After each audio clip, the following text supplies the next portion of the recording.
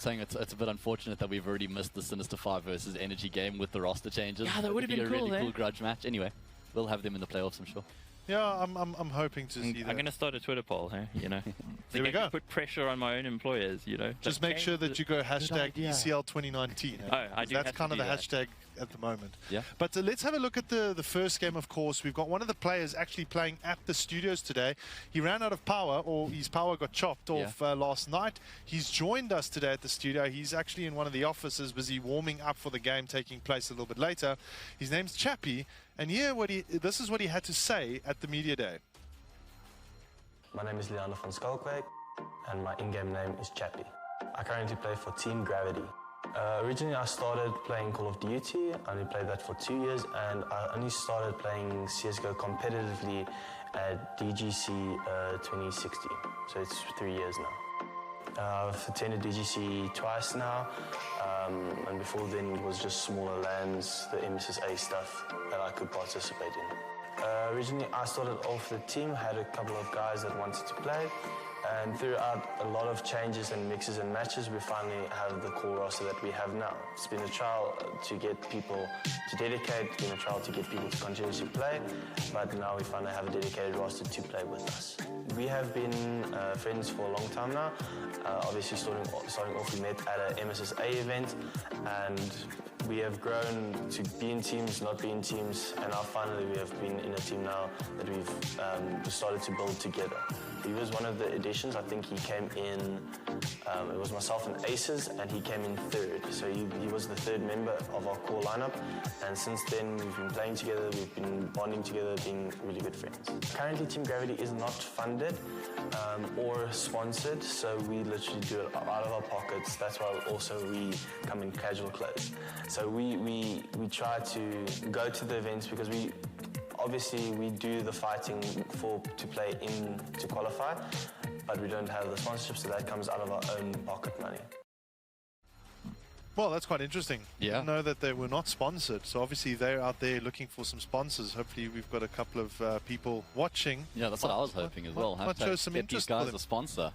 Yeah, look, they've shown they've got the potential. There's a couple of teams that are actually not sponsored that are quite up there. You know, I mean, Sinister 5 is one of them as well. They're actually not sponsored. Hadn't realised that. Yeah, they're not. I think they've got Debonair's. I think that's kind of like a sponsor for them. They won't go hungry. I mean, we know that. Of course. But anyway, so let's have a quick look at the predictions, guys. I mean, before we get into this game, there's a predictor app there for the viewers out there. The ECLpredictor.com. A very simple URL. You don't have to download an app, nothing like that. I have done my predictions, as you can see in the screen in front of you. I've got Goliath Gaming as the one to win this one, even though I'm rooting for Gravity. And then, of course, the later on game, I've selected Big 5 to beat Team Exastris. It's kind of a no-brainer. Now, obviously, what you can do is you can create your own leagues with your friends. You join the overall league. Let me just quickly scroll to the leagues here. Overall, there's my ranking at the moment, 228 terrible out of 447. I've only had one game correct out of the 4 games that we've covered thus far. So I think you might be right today somehow. Hopefully. Yeah. Yeah, so basically it's fairly simple. You can kind of check your points out to see where you actually scored. As you can see, I got the Goliath game right. That was the only one I got right. I lost the Sinister 5 Gravity gaming one and the Big 5 Energy game. So if you guys want to go and predict these games, it is ECLpredictor.com. You also stand a chance of winning a decent hamper as well. We've actually got the hamper in the front there. We've got a cool bag from Evetech, a giant mouse pad, and then, of course, a headset and a mouse provided by Lenovo, plus the pop socket that I've got in my hand. That's for the people that do like to have the extra accessories on their phones. Those are actually quite useful to have, these little pop sockets. So you stand a chance of winning one of these hampers once a week. And I think, yeah, you guys have had your goodie bags actually sent to you. You know? They're quite cool. Yeah. Massive mouse pad, good bag. Yeah, no, I'm very, very I'm actually sleeping under that mouse pad. It's very comfortable. Warm. It is actually quite pretty big. You can use it as a blanket. I didn't really understand why you were so adamant about how amazing the mouse pad was until I actually got one, and now I'm like, okay.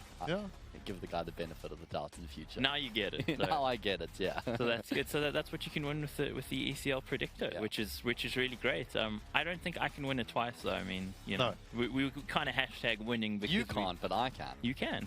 You don't get the awesome headset and mouse from Lenovo. I was though, way also. disappointed by that, to be honest. Yeah. Well, because they want it for the true winners, the people that go out there and predict. Oh, that burn! Yo. I'm kidding.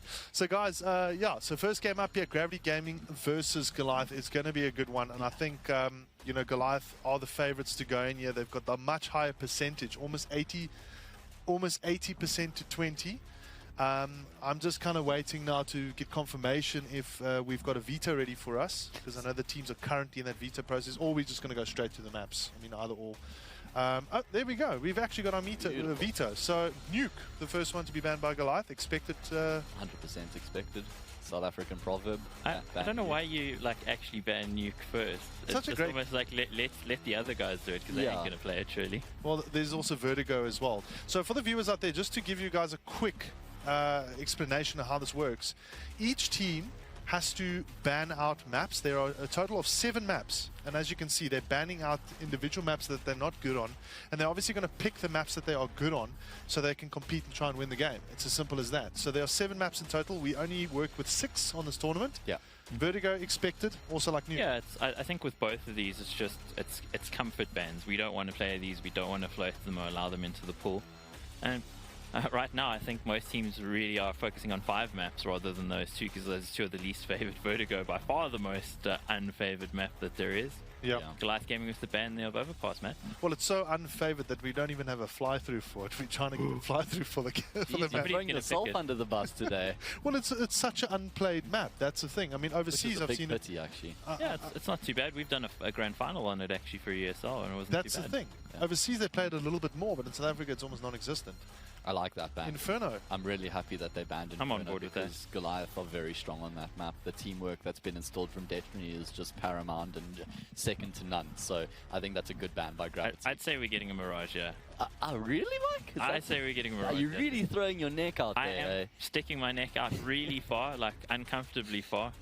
But We're don't being worry, you can't see sarcastic. me on camera right now, so that's good. But I mean, the band's there again, almost pretty much going according to plan. Except that, actually, train. So it's Dust or Mirage now, essentially. Yeah. So I think, look, I mean, Goliath Gaming, they're probably going to, Gravity are pretty good at Mirage. So I think they're probably going to go for the Mirage pick here. I'm not going to see them go for the Dust 2. See, that being said, then, it looks like Goliath have sort of painted them into a corner here, because Goliath are getting 2 maps that they love to play, whereas, you know, there wasn't anything left for Gravity to actually take that Goliath don't like. Having said that, this is the map pool that Gravity had against Sinister 5. Oh. They beat Sinister 5 16-13 on Train and drew to them 15-15 on Mirage. So at least they've got that comfort in continuity that they're going to be playing the same 2 maps here once again, and they know that they have what it takes to beat one of the top 4 teams in South Africa. I think they're going to be quietly confident heading into this one. Well, let's have a look at Train now. As we fly through it, we can look at the rosters and, of course, a few other things, etc. Now, Train, who do you, from a Goliath point of view, who do you think is going to be kind of the standout player in this lineup for Goliath? Well, it would always be really difficult for me to pick someone that's not Destiny, because he just does have such an impact across the board. It doesn't matter what the map or what the side is, he's just always there and a present force. But on top of that, I would say Massacre, just because he has that ability to catch you off guard. He's very inconsistent, not in terms of his ability, but just where he's playing, where he's pushing, his play style that he's utilizing. So yeah, he's very difficult to keep tabs on, and I think Destiny and Massacre will be the 2 players to watch. And Mike, from your side, Gravity Gaming, your player of choice here for this map? I actually won't pick a player here in the sense of a player to stand out. Because watching Gravity Gaming last week, everybody was contributing really well. It was very much a team effort that got them over Sinister 5. So I'd almost look to Memory as the IGL to make sure that the game plan and the calls are on point so that they can continue to bring their teamwork style and actually get themselves a result here. I don't think it's going to happen, but, you know, Chappie looked pretty confident, and he's a big guy, and I don't want to cross him, so... Well, and he is at the studio, so... He's literally around the corner. Well, look, yeah, I think both of you guys have got valid points here. Specifically from the Gravity Gaming point of view, I agree with you. The whole team was really kind of chipping in there to make sure that they get over that finish line. But yeah, guys, I mean, the call here from both of you guys, and then obviously from me from a predictor point of view, is of course is going to be Goliath Gaming, and then. Just kind of quickly going through a little bit of strat play ideas here. Anything that you in particular think that Gravity could use up against Goliath to try and counter their current strat play? Well, I don't think that they're going to beat them by playing textbook Counter-Strike. So I think Gravity are going to have to try and catch them off guard with one or two things. And then from there, they can set the ball in motion because they would have then changed the mentality of how Goliath are approaching the game. So I think if they try a few weird and wonderful things in the start of the game and get Goliath on the back foot early on, I think they may have a chance to put some scoreboard pressure on and see what they can do from there. But there is no winning formula that they can just immediately adopt in this approach. So coming off the win against Sinister 5, how will Gravity be feeling heading into this game? I think they'll be a little bit more confident than they were heading into that game against Sinister 5. They may have even surprised themselves a bit with that result, and now they'll be like, all right, look, I mean, we just beat these guys 15-15, 16-13, so we walk away with the win. What's actually stopping us? We've got nothing to lose heading into this game. They are the favorites by a huge stretch. They're the ones with the pressure on to get a good result here, whereas we just need to play our game and see what we can do. Maybe we can get a map off of them. Maybe we get a draw. Who knows? So I just think they're going to be a little bit more confident heading into this game than what they were against Sinister 5. So we're just obviously waiting for confirmation for when the players will start now the pistol round. But Mike, just going back to that question that I asked, do you think Goliath Gaming are going to be a little bit more tentative towards Sinister 5 after that victory? I think they will. They will have watched it and thought, we probably shouldn't repeat some of the mistakes of Sinister 5. We were talking about it last week because Goliath played X-Asterisk, if I recall, last week. And they had a very much a no-respect style, and it worked because they have the skill advantage. I think things are a little closer against Gravity, and you know, Sinister 5 tried to bully Gravity a bunch of times and it didn't work. When Sinister 5 started to switch their gameplay back to more fundamentals, it went better. But the problem for them, especially on that first map, is it was almost too late at that point. So I think Goliath will have looked at that and thought, we should probably just hold ourselves in a little bit more, play to our structures. I still think they've got the skill advantage, but you know, anybody's game, except it's probably Goliath's game. Cool. Well, looks like we're going to be going in, guys. Enjoy this game. We'll catch you guys a little bit later for the post wrap-up. So, jumping into the first map here of match day number 3. Welcome, everybody. Goliath Gaming on the CT side, Gravity Gaming on the T side. Gravity Gaming actually choosing to start on the T side, Mike. They had the choice of sides. Surprising, I was going to say they probably need to start on T. Oh, excuse me, the names are wrong. Goliath is actually on the T side. You're right, actually. Okay, so there we go. The point is they do need to start on the CT side, where you want to be on this map. And Chappie there, he needs the help of his teammate. Aces probably needs to back out at this point. They've got the 2 kills. They shouldn't give another kill back to them. Yeah, they've got control of the bomb as well. Detrony, fortunately, he's been able to find Crucial. That gives Goliath so much more room to work with now as they make their way into the A bomb site. The problem is the bomb was dropped in Ivy. Detrony gets another frag onto Aces. He's going absolutely nuclear right now, bailing his team out of a pretty tough situation. Goliath take control of the A bomb site. Just waiting for that bomb to rotate across Puffy and Memory, the 2 to try and lock it down, and Detrony. Well, yeah, he's ringing a few bells today, Mike. Yes, indeed. And switching away there as Memory lands the kill. He needs to find another one to back it up and is not able to. And that is the first round there for Goliath Gaming, 1-0 to them. That one comes down to kills, Matt, but of course in Counter-Strike, it is about planting the bomb if you're those terrorists, the yellow players, for guys who maybe haven't watched Counter-Strike before. The attackers? The attackers, yeah. Counter-terrorists, the defenders, they got to stop them. Or if the bomb does get planted, then they need to defuse it within the time. However, because everybody died and there's no bomb plant, you win if you're still alive, right? Exactly. Exactly that. So, fairly rudimentary round here. Just pistols across the board for Gravity. So I just want to go back to something that we were talking about on the panel, and it's about how Sinister 5 and Goliath Gaming approached Gravity and X-Asterisk respectively, and both of them tried to use that bullying approach from the outset of the game. And you picked up on it. You said that Gravity are a bit more of a finished product than X-Asterisk is, and that's why I think they're better at responding to those sort of situations than X-Asterisk maybe. So I'd like to see Goliath being slightly conservative in their approach, not really like they did approach X-Asterisk in that previous week. Yeah, definitely take it a little easier, play a bit more to your structures. Did they just flash themselves in spawn? Yeah, you say smile and then everyone gets blind. Yeah. Taking a photo, man. Taking a photo. And speaking about what we can see the X-rays, Mr. Observer? And there we go. Now we can see the wall. receive. Look at that. Of course, for anyone who's not players familiar, it's only us who can see these outlines. So, going to have the first buy round here. Pretty much no utility for Gravity to work with. That's why I like the strat coming through from Goliath. No smokes, no mollies for the retake, no kit either. So if Goliath are able to take control of this B bomb site, it's going to be very tough to retake for the CTs. May even be a double fake here. Goliath, they've left themselves with quite a few options on the table right now, spread out across the map, using the time to their advantage. Eventually, they're going to start to throw some utility in towards the B sites, and because Gravity have got so little to work with, they're really being drawn across here. Zipzip even going to find a frag to really cement this fake right now, and now the penny's going to drop as Deviant finds Crucial on the A bomb side. He was the only player there, and that's pretty much the round over before it even began for Gravity. Yeah, indeed. They should probably just look to hang on to their guns. Of course, for you guys not familiar, Counter-Strike is a money game. You build up money from winning rounds, and you also build up money for losing a lot of rounds. It's like a comeback mechanic, so to speak. But the problem is it's so early in the game, there isn't enough of that yet. So Gravity need to hang on to their guns, yeah, otherwise they won't have anything. Like we saw in that second round when they were just on pistols, no armor. You're no match for players with guns if you don't have them. So yeah, definitely want to hang on to these right now. And Goliath are going to be hunting here. They want to try and deny Gravity from saving these weapons. Chappie doesn't have armor, so he's going to get tapped away by the Mac-10, and Adara finds Puffy as well. This is catastrophic for Gravity. They're not even going to be able to save a single weapon. Not only that, but Goliath upgrade their Mac-10s as well. So their economy is going to be spiraling out of control inside the first 3 rounds already. Yeah, that's bad news there for Gravity. As we were saying, they needed to hang on to those guns. They could have bought pistols around that, maybe some armor, some extra nades, and tried something. Now they're not really going to be able to try anything. Chappie's money also pretty low as well, so I guess with the loss bonus, he'll still be able to buy in the next one, but you might have thought maybe you'd want to afford something a little bit better, have a few extra nades. This is fast, though.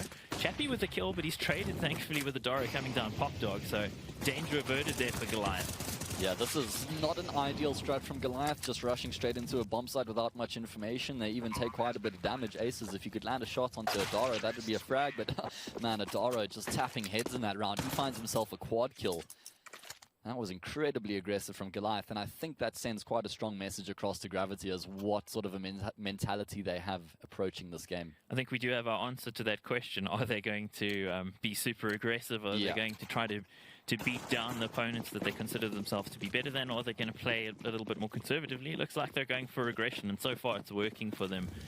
So Gravity probably need to try and exploit that, but one thing we know from Gravity last week is they do over-rotate quite a bit, and we saw it in that first buy round as well. I wonder if Goliath will have picked up on that. And that's generally a characteristic of a team who's a bit nervous, right? Yeah. So yeah, hopefully that's something that they can pick up on in the early stages and not get abused in that regard. Another buy round here for Gravity. Imperative that they get themselves on the board here. We can't allow, or they can't allow Goliath to get too far ahead, especially on this T-half. As Goliath starts to execute here through Ivy. Massacre's actually pushing with the smoke, and he catches Memory looking away, trying to evade the flashbang.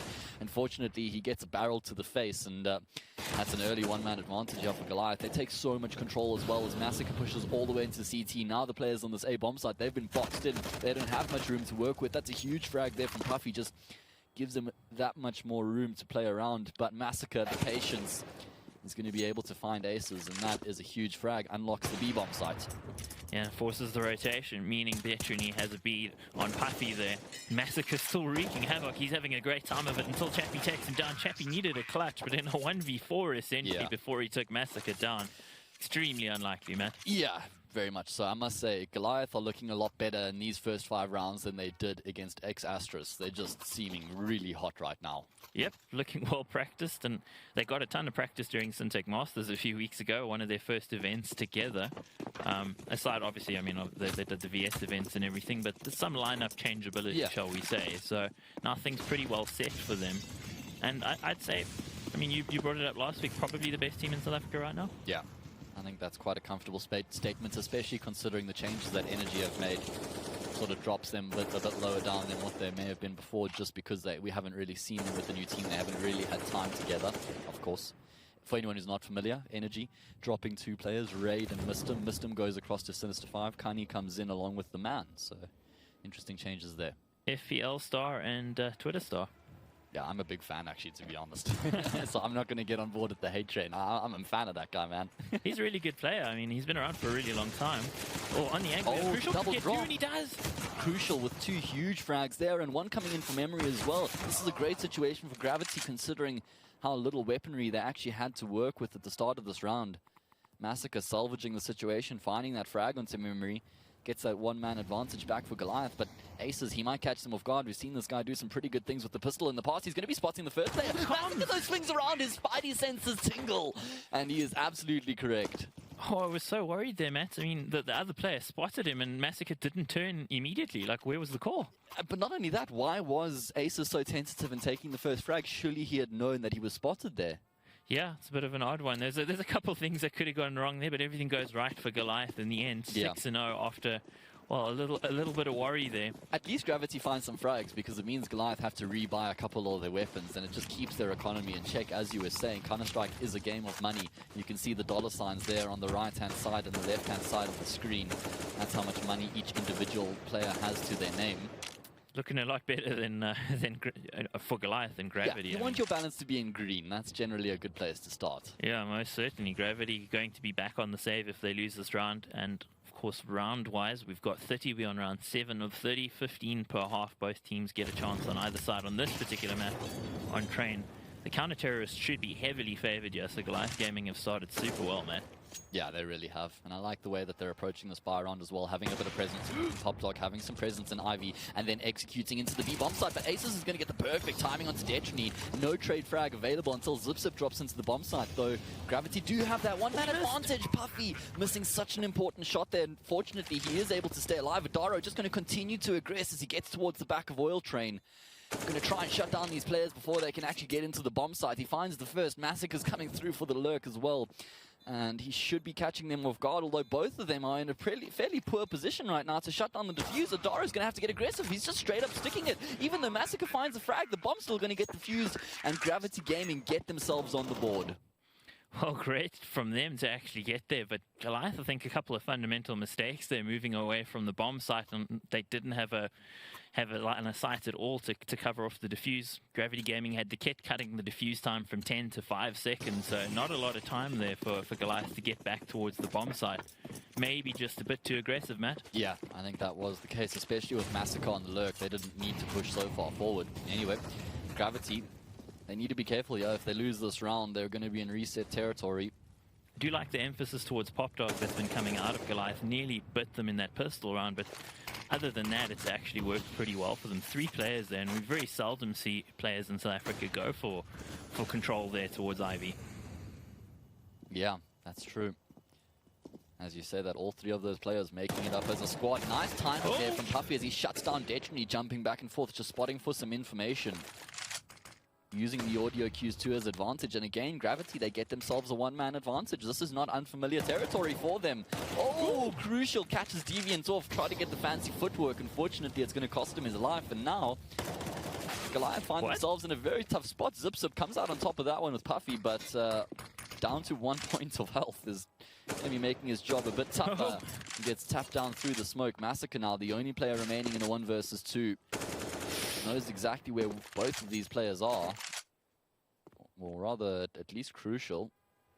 If he finds a 1v1, yeah, he could still land a headshot. He must have spotted him there, rings his bell, but thankfully through the metal, so... Only does 10 damage. Yeah, Crucial there. Of course, metal does stop bullets a little bit better than walls somehow in Counter-Strike, so... Yeah. Thankfully doesn't take too much damage. Gravity closing it out, and I was saying it was great to see Goliath going for the control here on Ivy, but not checking the corners properly at all. You can see there, they're actually assuming the first player had checked it, and he hadn't, so a bit of an oversight there, slight miscommunication or misunderstanding, and missed something, because, well, they missed their shots and died. So we're heading to the 9th round of the map. Nice one-way smoke, but that doesn't make a difference. Adaro with a great shot there, and he's going to continue the charge forward. Chappie from above is going to be able to find one. Looking for some more. He's running out of ammo, though. Dink 2 of them. Yeah, he has done quite a bit of damage, so these players will fancy their chances on the retake, but they're going to have to find something soon. Massacre. What's going on? How does he not even get spotted out there by Puffy? Can't even blame Black Bars for that one, Mike. Yeah, that was weird. I mean, I just worried for Puffy there. They're blocking each other off, crucial. these two players. Cursing his teammate after that one. Zips up. He's going to be getting aggressive, and Gravity Gaming just getting completely shut down here by Goliath. Crucial's got no choice but to try and save this AWP, but they're converging on him. They don't want to allow him to take this weapon into the next round. Going to get shot in the back here, surely not going to be able to do too much. In fact, doesn't get a kill out of it at all. And Matt, in that round, what I was seeing is panic out of Gravity Gaming there. I was panicking watching that. I mean, Things my being missed heart there. rate started getting increased for that one. Yeah, they weren't backing each other very nicely at all there, trying to take one up fight. Puffy with a huge oversight. He should have been able to see Massacre. Massacre should never have gotten anything out of that. Yeah, no, that was weird. Somehow Puffy doesn't respond, doesn't take him down. So far, I have seen Puffy miss a few shots though. So yeah, early days, but he has missed a couple. Let's see, 2-7. Goliath very close to winning the half on T-side of Train. Chappie going to be hoping to do some damage here. Perfect flash comes out, and then a counter flash comes in. Matt even enabled him to get 2, only gets 1 in the end. Crucial up close with the B250 is going to be looking to land some instant headshots, but Massacre catches him from the York angle. He's had an absolutely explosive start to Train. He's racked up 16 frags, if I'm not mistaken, already inside 9 rounds, or this is the 10th. So I think one of the biggest talking points in that game between Gravity and Sinister 5 is the clutches that Gravity were able to pick up. Just some of the most obscene clutches that you'll witness. And that was really what set the two teams apart. And I think if Goliath just approach it with a bit more discipline and don't get burnt by those same things, they shouldn't have much trouble closing this one out. Yeah, I think they'll be okay. I mean, we've seen it in one of the round ones for Gravity Gaming, but outside of that, it's been pretty much one-way sailing for, well, smooth sailing, shall we say, one-way traffic. That's the expression, is it, for Goliath Gaming?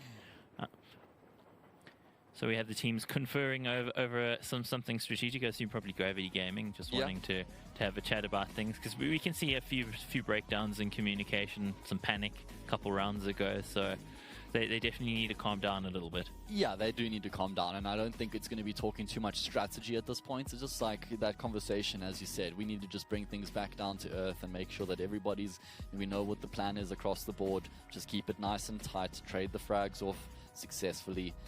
Try and shut down Massacre. He's got 16 frags already. I don't know, he's really snappy at the moment, and when he's feeling it, there's not many teams in South Africa that can shut him down. Certainly not one of the most explosive players in South African CSGO. He seems to be playing quite a hard lurk kind of role today on this map. As well, yeah. Sort of pushing behind them, and they're not really looking for that, it seems. So he's been given a lot of space, and the thing with Massacre is you give him an inch, he'll take several miles, not even a mile. So. I think that's a really cool tactic from Goliath to maybe change their lurk up a little bit, because when you know the lurker is the last player alive, you're just immediately going to look behind you to catch him off. So maybe just a bit of a change in tempo there from Goliath as Puffy takes down Zip nice and early there. Again, a one-man advantage. Smoke over here, just holding the T's at bay. That can bite you a little bit if you get it wrong. On the angle, Detrin, he always gets it right with that one. Yeah, he's done that a few times in his life before. A few thousand times in his life. Yeah. You can see they're quite worried about Ivy at the moment because of how much emphasis Goliath have been putting on it. This time, not quite so much. Look at the rotations. Gravity Gaming going for a gamble here. Well, this is a big gamble. I mean, Crucial can't hear a single thing. Why are they doing this? Yeah, I'm not sure. Aces is quite far away. He's going to start to make his way forward. Soon it will be revealed that Goliath are going to be executing at the B-bomb site, and Aces is going to have to do something to give his team a shot at the retake here. He's going to get shut down straight away by Adaro. And look at that, a change in the plant position. You like to see teams learning from their mistakes. Great shot there from Deviant as he takes down Chappie. Super fast aim from him. Yeah, Chappie should have had him on lockdown there, but doesn't happen. After all, Memory, the in-game leader, not usually the AWPer, gets one before getting taken down. That snappy first shot from Deviant. Yeah. Suddenly you realize somebody's shooting at me, and he just removed a head there. 9-2 at a Goliath. Ideal start out of them. Gravity Gaming all at sea at the moment, and they're not at sea. They're on Train. Yeah, this is true. Unfortunately, we would hope for their sake it was the map we were talking about, but yeah, they're not getting much on the board at the moment, and needs to be remembered that this is a heavily favored CT-sided map, the side on which they currently are. Yeah, close to half-time now. Getting aggressive off the back of a flashbang. He's going to be able to find one for free. Memory, unfortunately, can't follow that up, and he's left in a bit of an awkward position now. Does at least have a smoke to bail him out. Oh, Chappie got through without being spotted. Detrony could be in a little bit of trouble here. Let's see how things work out. Detrony sees him. How is he that fast, man? Yeah, I don't know. Chappie's going to be a little bit frustrated after that one, and Detrony follows it up onto Crucial as well. Chappie must have thought for all money that he had that frag settled, and yeah, no, nothing is a foregone conclusion when Detrony is on the server. Love watching this guy play, really. It's a pleasure. It's really good to have him back in South Africa. I think if he had a choice, he'd probably still be playing in the States, but and he's really good enough for that. But yeah, of course, very loyal to the Bravado Gaming brand, and of course, the team no longer with Bravado Gaming. And I think for Goliath, this is just a huge boon to them. This has boosted their championship chances throughout the rest of the year, having a player of this experience calling for them and who has this fragging impact. Certainly one of the best players we've ever seen in South African CSGO. Yeah, and couple that with two of the strongest young guns we've ever seen in Massacre and Adaro as well. And you can just impart all that experience and knowledge. It's going to go a long way. Puffy looking to try and get aggressive there towards the ramp, see if he can find a player, and then rotates off the angle. Unfortunately, all he receives is 93 points of damage. Not going to be feeling lucky. Not at all, after you drop down to 7. Close to the half-time here, round 13. Going to hit round 15 pretty soon. Gravity Gaming, the best they can hope for here is 5, which they would want the score to be reversed. They would want to be on 10 at the end of the half. Certainly would like that. Both AWPers here tagged down low already, and that's the problem for Ace, because he needs more than that. Yeah, you got two AWPers and both of them are on the A-bomb site. Where was the cover? Who was watching Heaven? How can you leave one man to control ramp and Heaven after you've spotted terrorists at the B-bomb site? It does feel like Aces is being hung out to dry a little bit by his teammates. Yeah, and he's not built on Massacre. That long lurk still working for him. He even gets caught off there and still gets the kill. Detrony banking them as ever, and Massacre on the lurk here. He's got all the audio cues. He knows he's got it in the bag, and he's just padding those stats. And what stats they are? 21 and 4, Matt. Jeez. That's a lot of kills in one half. Yeah. Doing some heavy lifting, one might say. So, you were saying we're about to hit that 15th round. At 15 rounds, each team's swap sides, and you'll have Gravity heading over to the attacking side, Goliath Gaming heading over to the defending side. But yeah, Goliath Gaming, they're already within touching distance of closing this game out. Of course, the magical number is 16 at the top of the screen there. You see it's 2-11. The team to reach 16 first wins the match. Yes, indeed. Yes, indeed. Trying to get those pistols up close and personal. Wow. But Deviant, he's got some personal things to say, and they aren't very nice. Yeah, which is not what you'd expect from Deviant, one of the nicest guys in the scene. Gave Memory a bit of a chance there. He's got the game face on now. Yeah. He's going for that ace at the moment. He could actually get it. He's on 4 kills here. If you get 5 kills, you get an ace, and it's a very rare and special thing in Counter-Strike. Let's see if Deviant can sniff Crucial out here, or if maybe one of his teammates is going to mug him there, man. Yeah, I don't even think Crucial's going to be committing to this one. He wants to try and find an exit frag, see if he can take a weapon into the next round. Deviant's hunting, however. Hunting on the wrong side of the map, it seems. Yeah. So, Gravity Gaming absolutely blown out of the water here in the first map as it stands. It's going to be very difficult for them to make a comeback from this point as well. When you are the underdog, if you're going to stand pretty much any chance at overcoming your opponents, it's really important to get off to a good start. I don't really think the prospect of making a comeback is a prevalent one. Very nice flash from Zip there. We actually saw the flash assist, the top right of your screen, where you can see the kill feed. Zip's flash there, causing the two players to be easy meat for Deviant on the entry. And great work out of him. One of the more experienced players in South African Counter-Strike, having a resurgence in form under Detrony, it has to be said. He's been looking great. Yeah, he has been looking better. Oh, Puffy, nice that was boost. nice. That was a nice boost. Detrony has been using that position consistently. And that's a moment where Detrony will put his hands up and say, well played, changed up the style, caught me off guard, and that's exactly what you have to do. Just needed more of that. Yeah, that's the 15th round. Took a bit long to cotton on. Puffy's going to be saying to himself, why didn't I try that like 8 rounds ago? Yep, he really should have. Goliath have done more than what they needed to do already at this point to actually set themselves up really well going into the CT half, which theoretically is easier, so especially on this map. So I think whether they get this round or not, they're going to be well pleased with their half. What's peculiar is that Gravity Gaming have actually had quite a lot of success in their opening duels. I think they've had at least 6 rounds where they found the first frag in the round. Now they find the second before Goliath have found anything in return. Deviant gets taken down. Aces, he's got the sights on lockdown. What do you know? He's got some support. Chappie comes through to close it out, and 3 rounds is going to be amassed by Gravity Gaming here in the first half. One of the few times we've actually seen the call towards B-bomb site for support from Gravity Gaming to be on point and to be on time, because it's been aces so often they're just getting nothing out of it. And I mean, you can kind of see on the scoreboard for aces, only 2 kills. One of the better players last week really struggling here because he hasn't had that support in B-bomb site. We see the support arrive there and they had no trouble dealing with it. They needed to do that sooner, Matt. Yeah, agreed.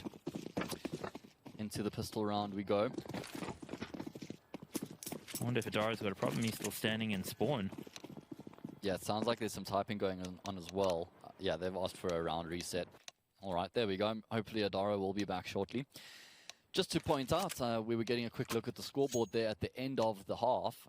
Massacre has done there we go. Once again, Massacre's done 234 points of utility damage. So he's thrown some nades. And he's the top fragger. And he has 15 flashes. He's doing everything. 29 flashes on Zip Zip. Hello, can we just go back to that, please? 29, am I seeing that right, Mike? Can you say support player? Because he's clearly doing exactly what he needs to do to support his teammates. They're going to be thankful for his work there. Listen, I know that flashes are a lot more prevalent on the T side than they are on the CT side, but just look at the numbers in comparison. On the side of Gravity, they have got 6 flashes across the board. That have actually blinded a player. 6 effective flashes, yes. I think that tells a story. I mean, you look at Astralis in their peak, one of the best teams we've ever seen in Counter-Strike, one of the greatest of all time. Yeah. They were known for the use of utility, for their use of flashes and grenades and smokes and mollies to actually close off positions. And of course, it's way easier to kill somebody if they can't see you. All they can see is white and you hear a high-pitched humming sound. Some weird correlation there. I'm not quite sure what it is, though. Yeah, we got a Daro who's actually timed out an internet issue because, of course, these guys are playing online, so we will have him back pretty shortly. In the meantime, we'd like to thank you guys for joining us on all the platforms that we're streaming to and broadcasting to, on Jinx TV, on DSTV. Of course, the second week ever that we've had South African Counter-Strike and indeed South African esports live on television in South Africa and in the rest of Africa. So thanks for joining us, guys. Hope that you're enjoying the show so far and that you stick around. And for everybody on all the streaming platforms on YouTube, Facebook and Twitch, thanks for joining us as well. Evetech Champions League, of course, sponsored by Lenovo Legion, their gaming brand. And, well, we know all about those laptops, don't we? We've used them in a little video segment that people get to see. I don't know. I don't remember much about that day. You blocked it out of your memory because you lost our 1v1 competition, didn't you? Jeez, I didn't even realize that it was going to go on to haunt me for so long. I thought it was just a one and done. Going to remind you for years, man. Deleted it, and that was it. Oh, well, that's okay. I'll take it on the chin. Hopefully we can get an update for you guys on what the situation is with Adara. Hopefully he's hitting his internet with a hammer, because that's how you fix things there, man. Well, I'm sure he restarted it first, because you've got to turn it on and off again. Hit it first. That's on again. Oh, is that your approach? Yeah. Okay. All right. Well. I mean, I've got a few broken routers, but you know. So shouldn't be too long before we get underway. Once again, we got some word that he's going to be connecting. So thankfully that means it's not a permanent drop. Sometimes, you know, your internet goes down, doesn't come back on for a couple of hours. That's not the case today. You see the strats there on the wall. This is Goliath's office. Some water on the table. Always good to stay hydrated. Yes, makes the brain function correctly for figuring out those strategies. But Goliath now moving over to the CT side. They don't need to worry too much about strategy. They just got to hold their angles and play defensively. It plays to the strengths of this map. Of course, the Ts have to walk into your crosshair and actually have to get aggressive to take map control from you. And heading into the pistol round, we know how important pistol rounds are in Counter-Strike. If you can get that pistol round on the board, you can set yourself up well, economically speaking, get that money, and actually hopefully build somewhat of an innings. The problem for Gravity is they've only got 3 rounds on the board, so they don't have many chances left in this game. Yeah. Lose the pistol round, and that's probably the game, right? Almost certainly, I think, at this point. And unless a miracle were to happen, but I don't think Adara's internet going down is the miracle they were hoping for. Yeah. So we got an update for you. We should be live in about a minute, guys. So we'll be hitting that pretty soon. And if you haven't checked it out, check out the ECL Predictor app. It's ECLpredictor.com, Matt? Yeah, that's it. And that's where you can predict the results for this game and all the games for Evetech Champions League in the coming weeks. And hopefully win yourself that cool hamper from Evetech, giant mouse pad, Up top bag. Yeah. Peripherals from a Lenovo Legion, the headset, the mouse. I wish I got those, man. I want a new mouse, man. I'm sorry, Mike. Maybe you can take it up with them. But, Wait, hang on. I don't need a new mouse because I beat you. Okay. So we're jumping straight back into the game here. It is going to be the second pistol round of the match. What? Mercifully, because you didn't want to talk about, how I beat you. So. Mike, is this literally the only thing that you're ever going to bring up in a break? Yes. All right. Yes. Well, guys, I hope that you got something else to keep yourself entertained with. Let's hope the Counter-Strike keeps us entertained as we hit this first round, second half here of Matchday 3 of Evetech Champions League, second week of the action. Gravity Gaming versus Goliath Gaming, and it's Gravity going quickly towards that B bomb site. Deviant on the angle here. Dara finding the first kill. Yeah, and Deviant's in a really sneaky position. He's going to shut this one down. His aces just fall to his death right on top of his executor. Still been able to find a couple of frags, crucial. Deep in the bomb side right now, still tapping away. Finds Zadaro. 1 versus 2 is the result, even though they know where he is. He's going to be pushing aggressively through the smoke, and unfortunately, Detrony waiting on the other side there to shut him down. That's always the difficulty when you're going to push through smoke. If you shift walk and you don't give away the audio cues, your gun will poke out a split second before your head pokes out, so they'll be able to see you coming. It's always a calculated risk, but unfortunately in that situation, it's kind of obvious because they're watching the smoke. Going to be an eco here for Gravity. Try and give it everything they've got heading into that next buy round. It is going to be their last opportunity if they lose it. Pretty much a formality at this point as they work their way into the A-bomb side. Frag does come through for aces, but that's all it's going to be. Massacre actually commits a massacre, finds himself a quad kill, and this is, yeah, they're not wasting any time right now. Goliath Gaming, they've got a place to be, it would seem. It does. Maybe, I mean, we said how Massacre and Odara are doing a lot. Maybe they're making lunch or something, you know? They're the youngsters, man. They've got a party to go to. I don't know, man. If you're the senior statesman in the team, you'd be like, hey, young guys, go and do the things. But, of course, they're doing the work on the server too, so I think that'd be unfair, wouldn't it? Yeah.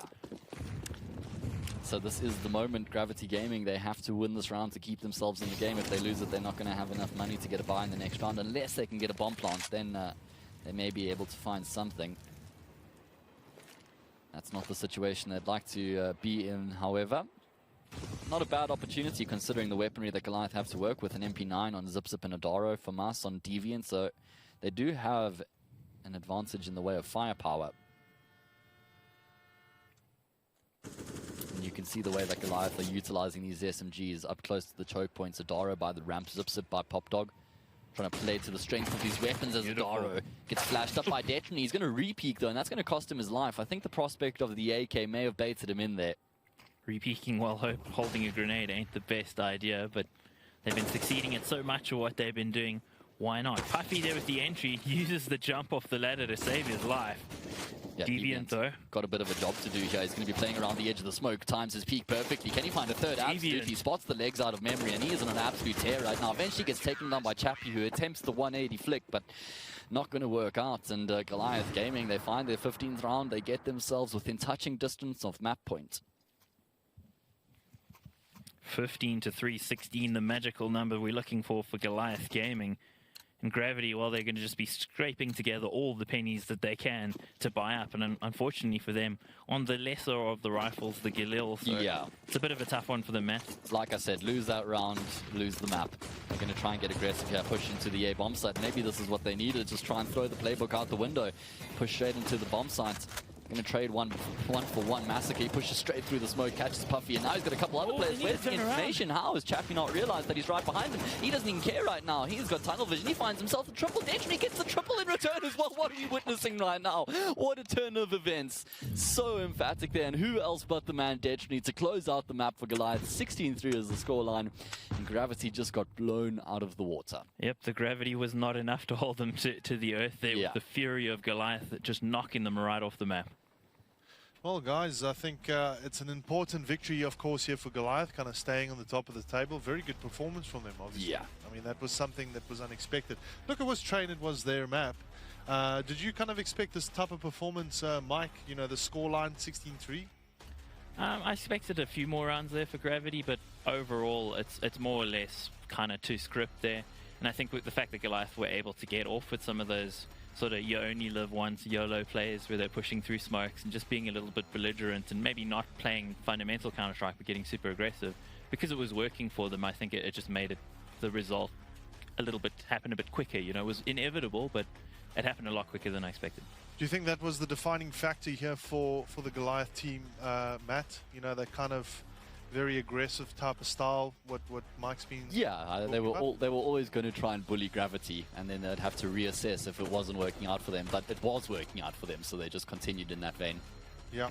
So now kind of looking at the particular players, your MVP for this game, your take on this, Mike, who do you think has really kind of stood out of everyone? Quite an easy one, I think. I think it is. It's Massacre. He's had a great time of it.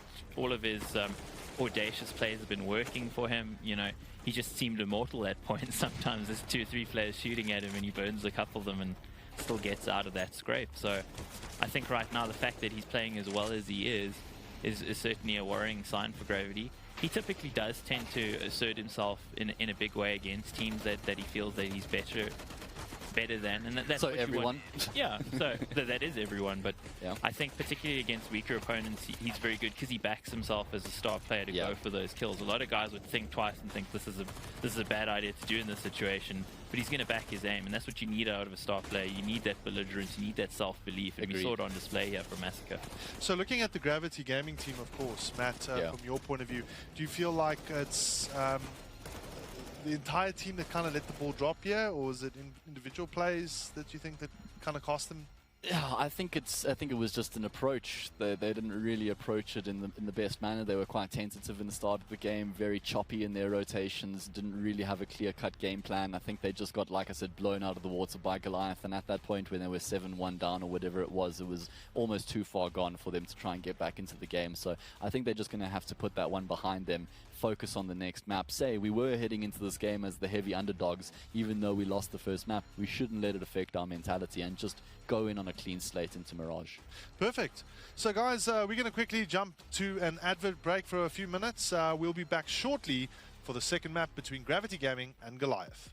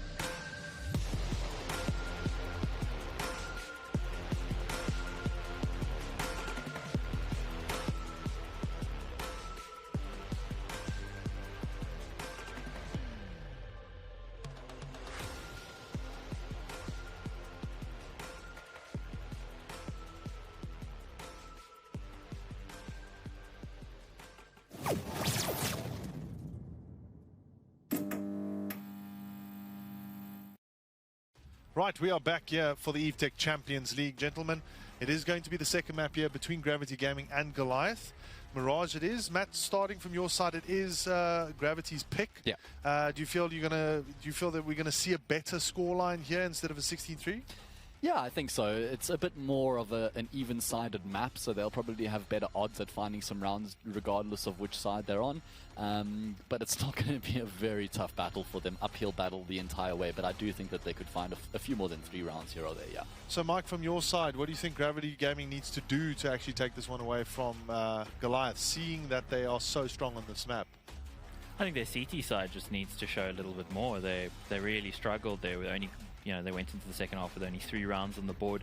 Ace is a guy we saw do amazingly on this map in the clutch last week, but did almost nothing on the first map. I think he was on 2 kills after the first half, and that was because his team was kind of hanging him out to try a little bit in that B-bomb site. They were over-rotating towards A the whole time, catching on the fakes, and I just think for them here, they need to actually do a little bit more CT side. I think they do actually have a T-half on this map, but the CT side is really what's going to decide things, and I would just like to see a little bit more teamwork out of them, a little bit less anxiousness. Yeah. Wasn't it Mirage that they played up against Sinister 5 and drew? Or Yes, exactly. Yeah, they drew 15-15 on correct, Mirage, yeah. And Sinister 5 is a strong team, so obviously we probably going to see a slight more bit of an uprising against Goliath. Should be more competitive at least, but it still should be Goliath's game just based on how they're playing. Their tails are up right now. They're feeling it. They're excited, and I think they want to get this done and get it out of their system and move on to tomorrow. So let's have a quick chat about the kind of team changes within the last week. Obviously, a couple of the teams actually did their roster changes. Do you feel like that's going to be impactful for the likes of Sinister 5 and Energy? Specifically, there's been a swap there? Yeah, I do think. I mean, clearly there was some unrest in both camps, and whenever there is unrest, you want to make that player change to get it into the position where everybody's happy across the board. So if the changes that they've made have sort of played into the hands of the playstyle each team wants to adapt, then yeah, both of them came off better. We'll see them tomorrow, right? Yeah, Energy. Exactly. But Kanye kind of going back to Energy now, since back home. The last time I saw him play was at ECL, where he lifted the trophy. And Mistum's gone back to Sinister 5, so it's a bit poetic in a way. Bit of a swap. He started there in terms of this level of play anyway, so bit poetic. I like it. Well, look, I mean, we can see the guys are readying up now. They should start this pistol round any moment. For the viewers out there, please join ECLpredictor.com before we go live. Start your predictions. I don't think you'll be able to predict on this game, but you should be able to predict on the next one because it's locked. You stand a chance of winning an awesome hamper. That hamper consists of an awesome Evetech bag, a massive mouse pad, a Lenovo headset, a Lenovo mouse, and of course, a pop socket. Gentlemen, thank you very much for the quick post-game chat. Enjoy this next map. Let's hope it's going to be a lot closer. Yeah, for entertainment's sake, let's hope it's going to be a lot closer. But it's always good to watch such clean-cut Counter-Strike as well. I personally still find it entertaining watching Goliath playing such fantastic Counter-Strike. So either way, I'm going to be happy. Well, before I run off, Mike, from your side, do you think Goliath is the best team in South Africa at the moment? Yeah, I think that's pretty well proven by their run at Syntech Masters a couple weekends ago. Went through the lower bracket, the hardest possible run they could have had, played the max possible matches, although they managed to make the final a little bit shorter, as it were. But they really evolved over the course of that weekend from looking a bit tentative playing with Detrony to actually looking like the finished article. And I think they had enough game time there to build that confidence under Detrony. And now that we've seen them for a couple of weeks in ECL, we're seeing just where their development is and what their evolution can be. They can be great, and I think they are the best right now and can be even better. Yeah. Awesome, guys. Enjoy. We are live, and chat to you later. I think that's a great point you made right at the end there. They've been good, but they can be even better. And that's the thing, is they need to continue to develop and continue to grow. So we head into the second map of the series now.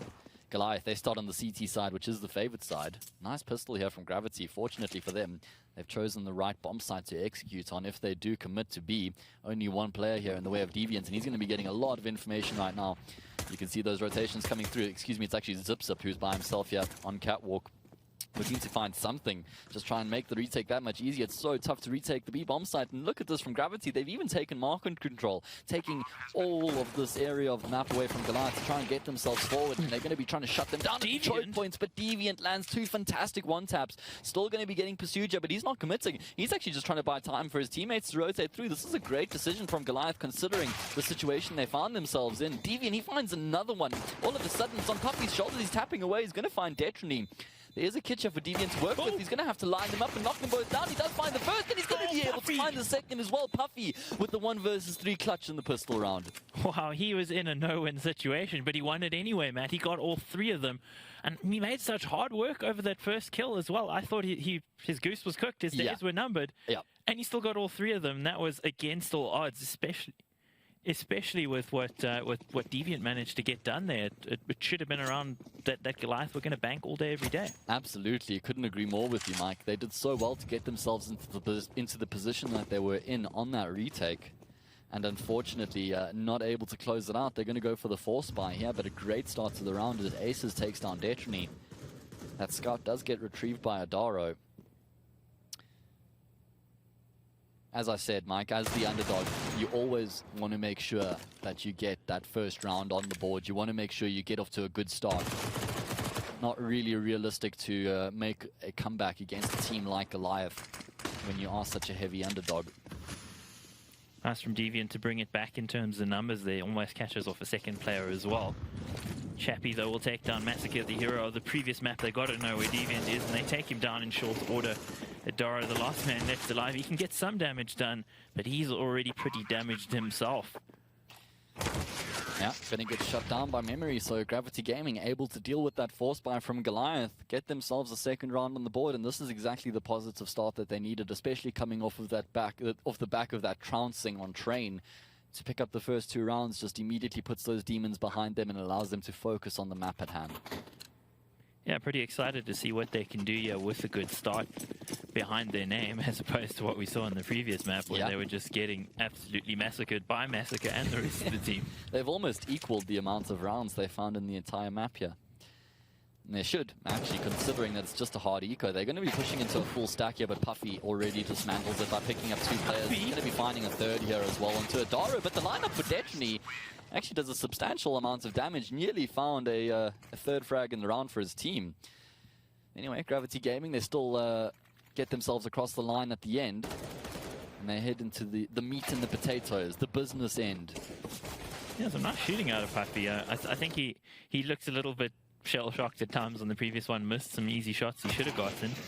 And I'm glad to see that he's starting well. Yeah, we're into the buy round, of course, Counter-Strike. A money game. Goliath have now built up enough money from the round loss bonus. Oh, that nade would have been huge. That would have, if Chappie had connected, that would have done quite a decent amount of damage. Detrony loves to do this. They should be wise to it, surely. Detrony does it so often. You only had to watch 3 or 4 rounds of the broadcast last week to see he pretty much does it every opportunity he can with the AWP. Gravity just going to go for the straight-up A execute. I like that they had some presence towards middle, though, before they committed. A bit of a timing play there from Puffy as he tries to catch the player out towards CT. Aces. And, well, Aces shows Puffy how it's done there. Takes Deviant's head clean off, and that's going to be, again, the first frag in the round for Gravity as they take control of the A bomb site. With an angle in his smoke. Oh, he nearly missed that one because his teammate crept in front of him, but he's able to adjust in time. The bomb dropped in a bit of an awkward spot now, and Zip's going to catch Chappie as well as Memory. Oh man, this has gone from bad to worse for Gravity right now. Even though they had the control, not able to capitalize. And Puffy, the only player remaining, they know exactly where he is. He's going to get shut down by Zip's AWP. Goliath, they get bailed out. Well, that shows you how important it is to land your smokes.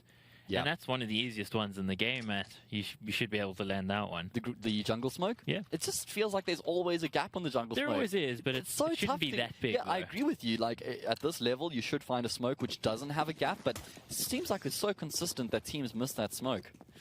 Yeah, it's a bit of a shame. Goliath Gaming with the buy. Gravity still able to buy in thanks to those clean first 3 round wins. Detrony in his favorite spot. Of course, if you are just joining us and you're new to Counter-Strike, it's all about killing all of the other team or about planting the bomb if you're the terrorist. The yellow guys, Chappie, one of the yellow guys, going down there to the defensive side. Yeah. That's counter-terrorist on terrorist action.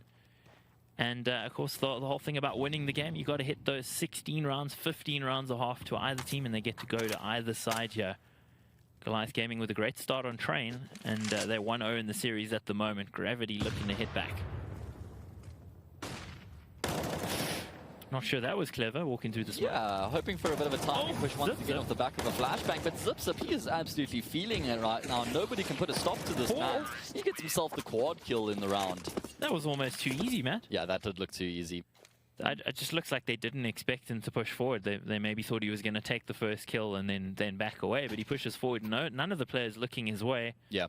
Gravity there maybe not communicating correctly to each other that he was on stairs. I don't know, Matt. It's just... It's not the first time we've noticed a bit of a lapse in the communication on their side as well. Giving Goliath an opportunity back into this one. Gravity still in the lead, but they're going to be on those pistols. Of course, their money running out a little bit.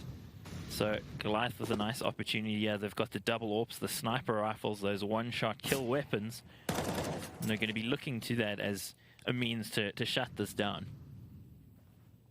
Yeah, Gravity persisting with the A-bomb side once again. They're going to converge here. Deviant spotting 3 players out towards the ramp, so that's going to be sounding the rotations to come through. Goliath not having any trouble shutting this one down. Adara picks up a double before he hits the ground. Ooh. Uncharacteristic missed shot there, but not to be repeated. Makes up for it with an instant headshot from the sidearm there. The pistol 3-all. We're all tied up here in Evetech Champions League. Matchday 3, Goliath and Gravity Gaming. I thought Adara might get the third. I think if he had, I would have gotten a bit excited about that one. But even though it's the eco round, it still does get the juices flowing. Yeah, easier kills to get. Of course, the players don't really have the armor to withstand the hail of bullets, but or the weaponry to fight back. Certainly, yeah. Ooh, Zips back. He missed his molly. That molly that he throws should deny the smoke from blocking his vision. Threw it a little bit too far across. I think so, yeah. I was actually going to commend him on it, and then you spotted that it was in the wrong position. So thanks for saving me, man. That's okay. Making sure we don't get caught off guard here. Got to work for each other here, Mike. Well, certainly, Matt. Got you back, bro. Meanwhile, Massacre's always at the backs of his opponents. He's already pushing through. And he might be able to catch off somebody towards lows. In fact, he could catch 2 of them. He can spot the toes. Can he get another one? Massacre nearly does, but Zips up on the cover defense to help him out. Oh, and the team flash coming. Oh, excuse me. There's actually Detchny who threw the flash over the top. That means Chappie's going to go down, and Puffy doesn't last much longer. Only 1 player remaining, and as I say, that Crucial loses his head. So Goliath Gaming, I think they're starting to find their footing now on the CT side. Well, good news for Crucial. Deviant found it. Jeez, go pick up your head over there. Yep, 4-3 here. And, well, Gravity Gaming probably going to be reeling after a good start. You can see the flashes, effective flashes for Gravity Gaming already are probably more than they had in their entirety on the previous map. Yeah, exactly. As I said, though, you know, your flashes are more prevalent on your T side than they are on your CT side. And they did start on the CT side on Train, so we give them the benefit of the doubt. Certainly, but you know, on retakes, your flashes need to be on point to actually hold off those takes. You know, you need flash timings to deal with it. Aggressing around the map as well. If you're going to push Ivy, if you're going to push up ramp into aim, you want to. It just shows you Gravity Gaming and the previous one on the defensive CT side just weren't very proactive. Exactly. They're sitting back and waiting. And that tends to happen when you play against opposition like Goliath or like Energy or whatever it may be. You tend to go into a bit of a shell. Those nerves restrict you. Oh, Chappie restricting Adara's movement by planting him in the ground there, puts him down. That's a nice opening. They're on pistols. It could work if he can get this one, but Zip too fast, man. Yeah, needed to land that shot as well. Would have made life very tough for his team had he gotten overwhelmed, and he's going to look to close it out right here, right now. 5-3. Gravity starting to look a bit similar to how it was on Train. They're going to have another buy around here, and I'd like to see them get a little bit more passive around the map. Just sit back and wait. Goliath have been aggressing sporadically, pushing up middle, pushing through B apartments. Just almost play it like it's a CT half. Sit back, hold the angles, cover one another, and just use the time that you have to work with. Run it down to that 30 second mark before you start to make your way onto the bomb site. Totally agreed. And Nate, they're catching them on the exit. Detrini with the kill nonetheless on the AUG. Deviant also getting pretty aggressive here. Surely he's got to know there's a player close by. I didn't actually hear the tick on the molly. That player was Crucial, actually stepped in the molly, and that gives you an audio cue as he walks through the fire, so I don't know how Deviant didn't hear him. Whew, Crucial doesn't know how close he came to going down to Adara there. Yeah, he's still getting pursued though. Adara, he's got his sights locked in, and he's going to be able to take Crucial down. Goliath making sure they keep control of the safe bomb site. At least Chappie's able to find a frag at the B bomb site, and Aces picks up, oh, excuse me, it's actually the reverse. Aces is taking control of the B bomb site. No bomb though on his back, so he's gonna have to try and hold on for quite some time here. Is Adaro aware of the possibility of the push? I don't think he was actually spotted out there, was Aces gonna be hiding himself in the corner here, hoping to catch Adaro off guard. You'd expect Adaro to check this though. Flashbang comes through from the teammates and actually lines Aces up. Gravity, eventually, they're going to be able to get that bomb down and turn this into the post plant. 2 versus 2 is the name of the game. Adaro, the man with the kit, definitely going to be coming up catwalk with that AUG. In fact, both of these Gravity players, they've gone into the apartment. It's quite an unconventional setup here from them. Chappie, he finds Adaro. Detrony now opting for the AWP. He's got himself a kit as well. Going to be burning one player out, but he misses the important shot there, and I think with that, he loses the round. He needed to connect on that shot straight away. Not going to be able to hit the follow-up. He does get Chappie up close, though. Nearly gets the no-scope out. You felt like if he got the shot out there, he was going to connect. Yeah, it felt like he might have. Detrony so good in the clutch, legendarily good in the clutch, and that's doubly hard with the AWP on your back, because obviously you can only let off a shot at a time. Yeah. So, you know, Detrony making it close. I thought that molly that he threw in towards Apps might have won it for him because it segregated the 2 players. Yes. He caught the player jumping out immediately. I think it was over. Exactly. That's where the round was won or lost with that frag. He's going to push straight through the molly into the A bomb side, looking for that timing push. Nearly catches someone off guard. He's going to get spotted, but still comes out on top of that duel with Detrony, with Deviant. That's going to be giving a lot of room now for these players to move, but Aces gets caught off by Detrony, who's aggressing through the apartments, and that undoes all the hard work by Crucial. Not only that, but Adaro gets the one-man advantage for his team. Oh, that went really badly wrong considering the early opening there. They're still committing to this bomb site, though. Memory and Co looking for this, and there's a live player near the smoke. Let's just see how the timing works out. Surely the weapon switch is going to tell them that there's somebody close.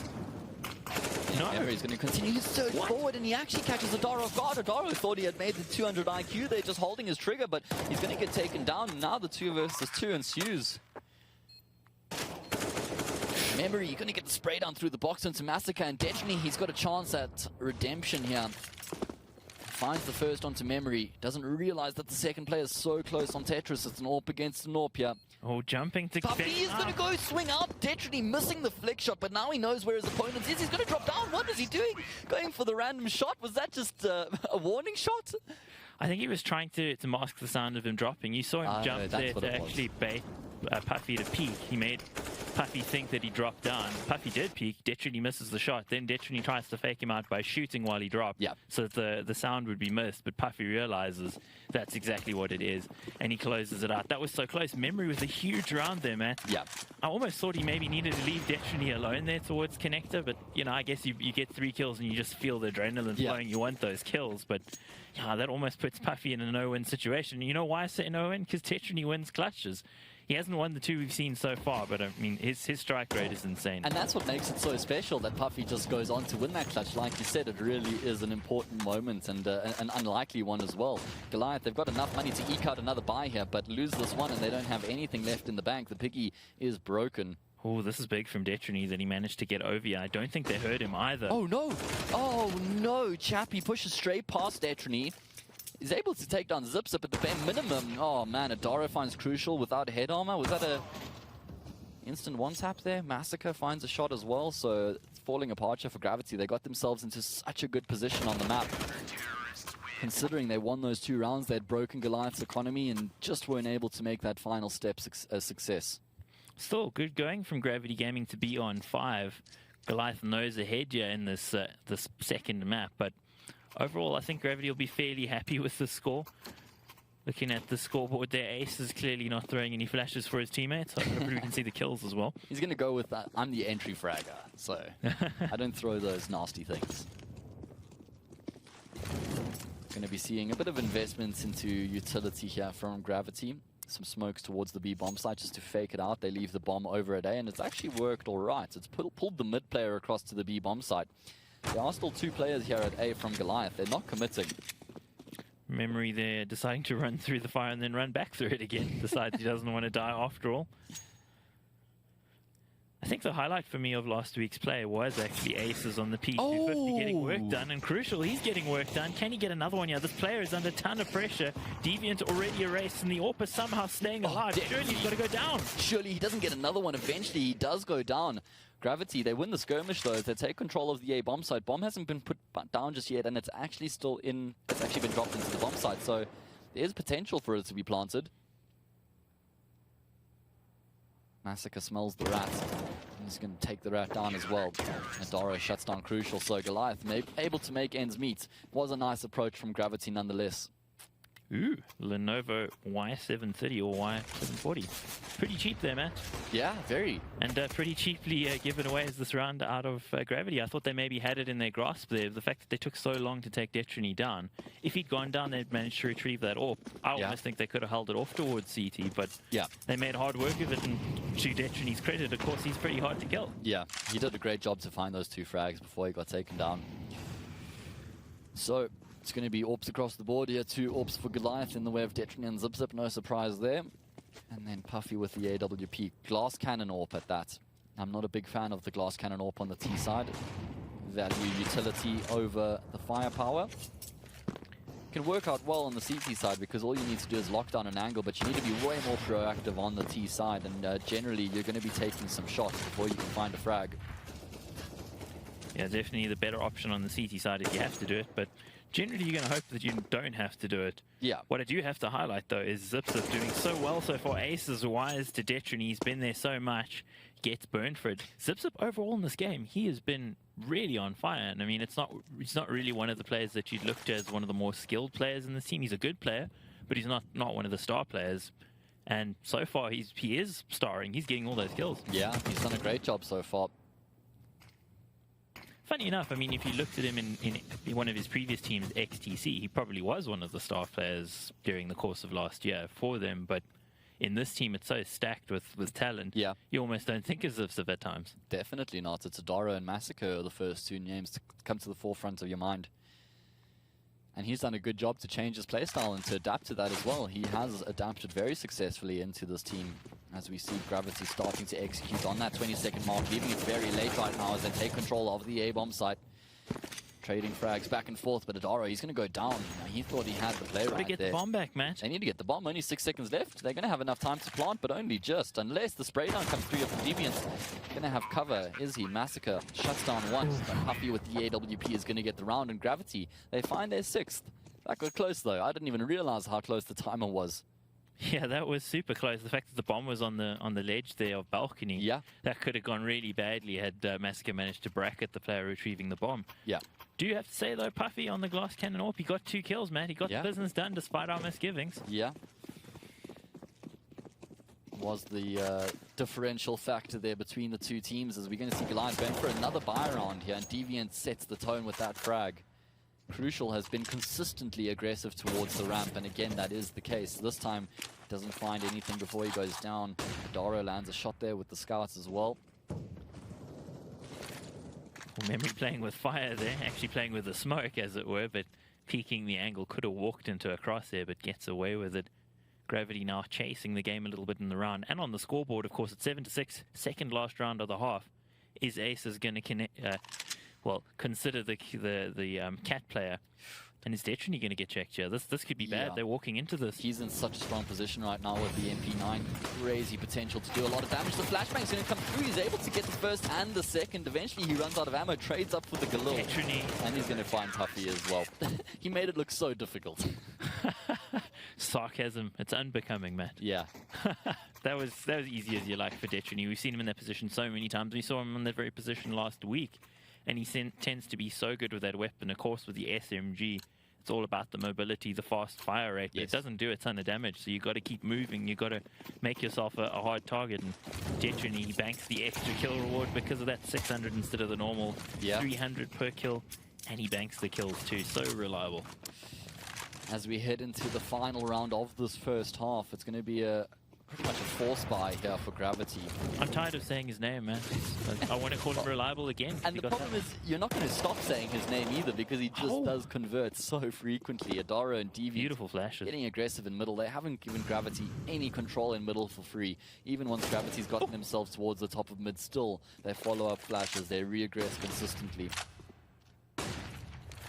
Very nice work to back each other in the way that they did. He's on fire. He's going to drop the smoke to try to extinguish it, but the weaponry advantage and the numbers advantage very much. Yeah, with the Goliath Gaming, I had a little bit of hope there, Matt, but yeah, Crucial's been landing some nice kills, even though he's at the bottom of the scoreboard, but it just feels like it hasn't been enough to get them across the line. Though, that being said, 9-6, not a bad result, yeah. Yeah, I think they'd actually, if you had offered them that scoreline at the start of the game, I think they would have taken that.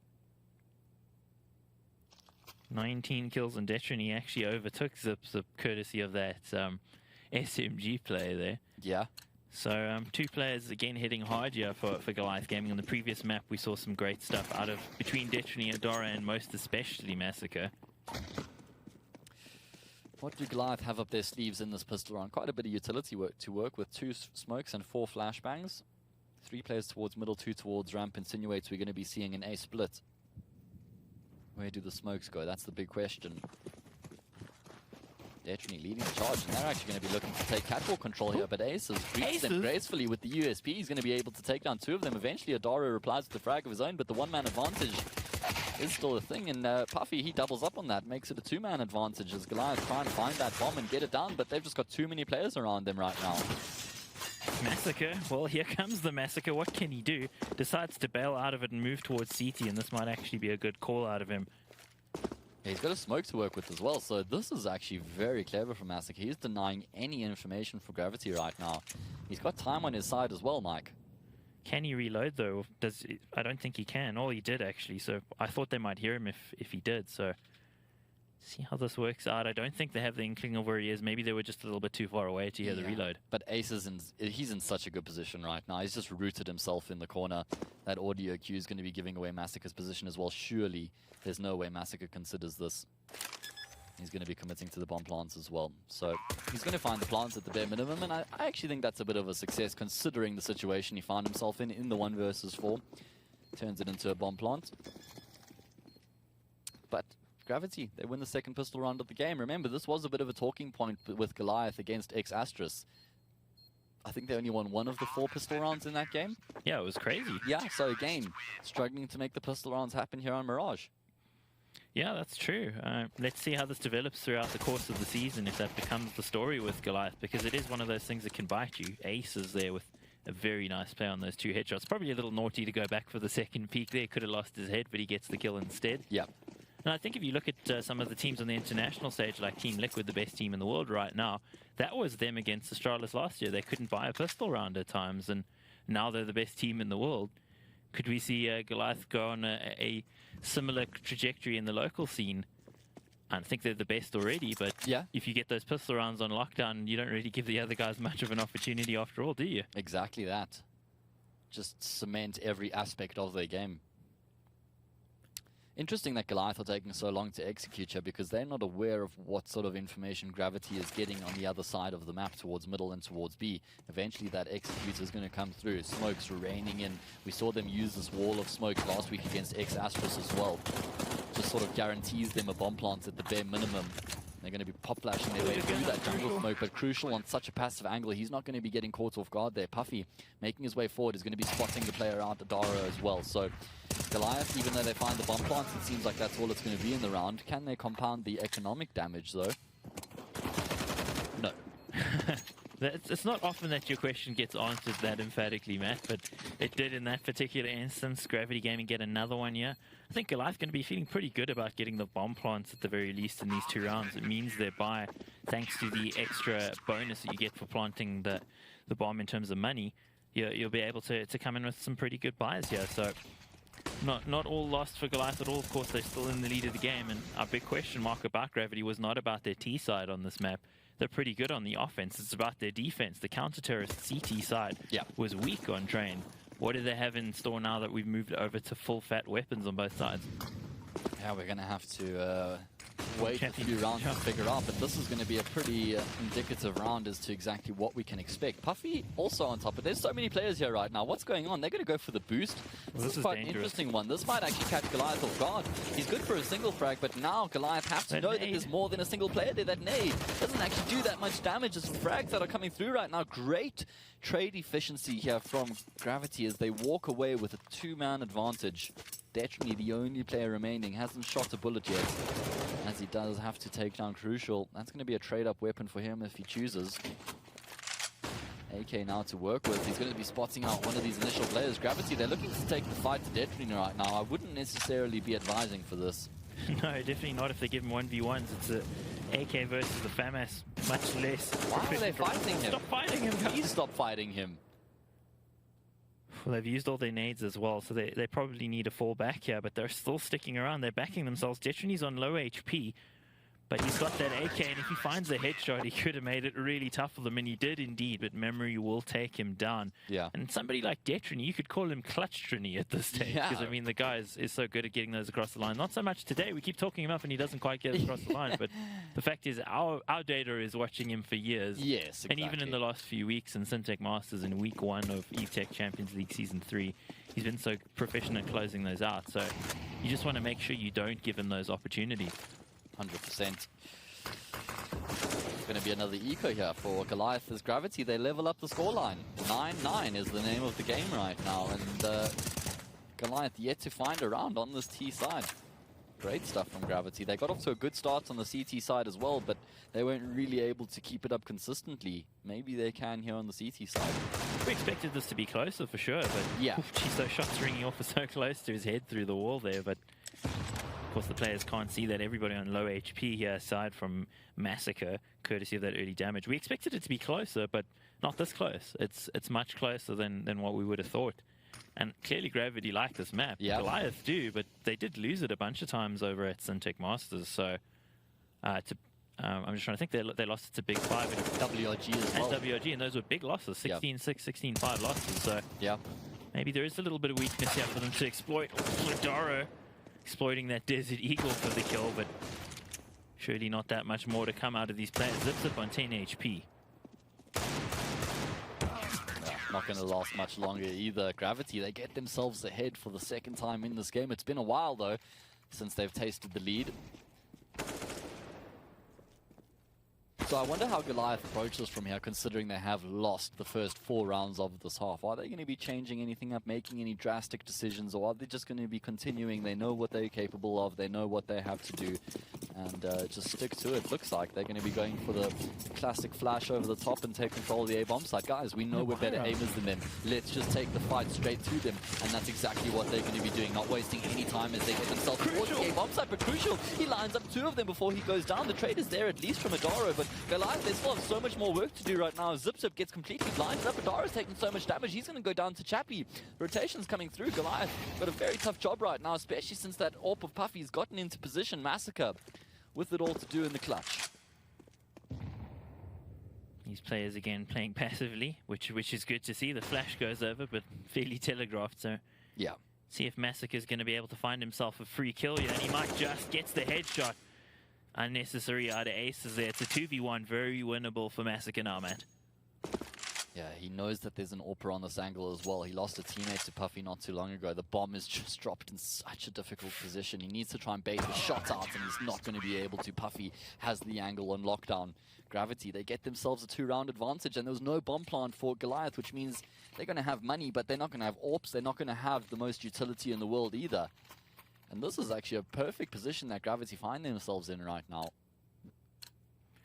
Yes, indeed. The ADR there showing up for Puffy. That's average damage per round on 97. Detrine also right up there as well. And, well, that just is reflected by the amount of kills that they have as well. Both top fragging and much better out of Puffy on this map than what we saw over on the first. I'm actually really glad to see he's found confidence, because I think after being dropped from Big 5 in 2017, we didn't really see him much after that. Yeah, not that I'm aware of. So it's good to see him back at the top level. It's good to see him performing. And so far, he's been doing an admirable job. And I think that's been a little bit of the difference on the CT side. Yeah, Ace is getting really aggressive. Nobody spotted him yet. Surely he's not going to get more than one. Gets one, and he needs to get out of there. Somehow gets out alive, but Adara will take him down in the end. Maybe bit off a bit too much to chew there, Matt. Yeah, unfortunately for him, it means that Goliath take control of this B bomb site. They get the bomb down as well, and it's going to have to be a retake. Gravity, they're going to be tested right now, getting smoked off from the choke points as well. Deviant's happily going to oblige as he takes down Puffy, but Crucial's found Massacre. Excuse me, as Deviant takes down Memory, it's Puffy who trades it out. One-man advantage here for Gravity. Does Adara know about the player in the corner, though? Because the CT has not moved since he's come into the bomb site. Gravity are taking so long to make their way forward, though, and eventually Crucial will pounce, and he finds himself a frag, but Adaro, he's not giving anything away right now. Eventually he's going to pounce because he knows he's got the time on his side, and, well, Goliath finally find a round on the T half. Yeah, Adaro dealt with the player in the corner. I didn't see who that was, but certainly I think that was the key player there for Gravity on the retake. He needed to find something, but Adaro, so strong in the clutch, such a strong player. We barely said his name, and in this match at least, or this map, shall I say. But with the crucial moment there, got to go with that crucial on the other team. I actually had somebody tweet me the synonyms of crucial because you asked for it, by the way. Oh, yeah? Yeah. So I'll get those out later for us, Mike. Memory looking to get aggressive here towards the top middle, and he's actually going to be catching Zip off guard. Nice flashbang that came through there as well from Mr. Crucial. On the back of that, Goliath, they say, all right, you take middle control, we're going to take the A bomb side control. Massacre leads the charge. He's going to be looking for more here as he goes all the way into jungle. Super aggressive out of him, but he doesn't push it forward any further. And it's a perfect flash there, taking down the AWP. Puffy. He had no chance there, couldn't even spray away with the weapon and hope to hit anybody with that bolt-action rifle in his hands. It's a 4v4 retake, Matt. Yep. Looking good. Haven't had much success in their retakes so far, and it seems like that's going to be the case here once again. Goliath Gaming, they make ends meet. And they're just being very reactive right now. Gravity, they took middle control with 3 players, and Goliath said, okay, well, obviously if you've got so many players in middle, you need to have a bit of a weaker defense elsewhere on the map, and they exploit that at the A bomb site. Scores are level here once again, and Gravity don't have any money to fall back on, so it's going to have to be a save for them. I think the last time that it worked for Gravity when they went 3 middle and got those kills was because of the failed jump from Chappie where he fell down below and they went for the boost. All 3 of them somehow, you know, getting something out of it and actually winning the engagement. They probably shouldn't have because it was off the back of a mistake. So to think you're going to go into middle and do it again, you can't really replicate that. Yeah, that's true, right? This is so fast out of Goliath. They don't actually have a ton of information, but they've committed to it, backing themselves, moving as a pack. And that's, if you are going to move in this sort of way and get up close to pistols, you want to do it together. Make sure that you can trade. Yeah, absolutely. That's like the one must do if you are going to be getting aggressive in an anti-eco or an anti-force round. Which again, you really shouldn't be running into pistols, but if you really have to do it... If you're adamant that you're gonna, just stay together, at least. At the very least. Bare minimum. Yeah. As we expected, Gravity not really having much to say in this round. It's going to be Goliath getting ahead once again. I was about to say, are they AFK? No, they're just stacking in spawn. Hoping somebody's going to walk into their crosshair and maybe get a free gun or two because their money is not looking good. Puffy, especially the AWPer, he's going to be struggling. Can't even actually get a drop from any of his teammates. Nobody can afford the weapon, so...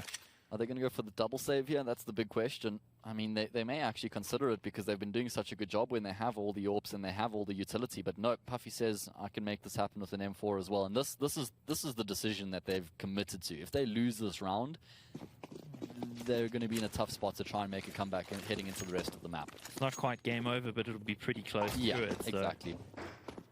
Tough one. It's going to be an aggressive fake onto the A bomb site here from Goliath. They've got some smokes that they throw from T-spawn. They're pulling the rotation already. Yeah, look at that wholesale rotation. Yeah, Zip's committed. He's going straight through the smoke with the back of a flashbang as well. Just trying to fake as much presence as possible right now. They follow it again, man. Yeah, they have taken it hook, line, and sinker. Nice shot there from Zip on the edge of the smoke.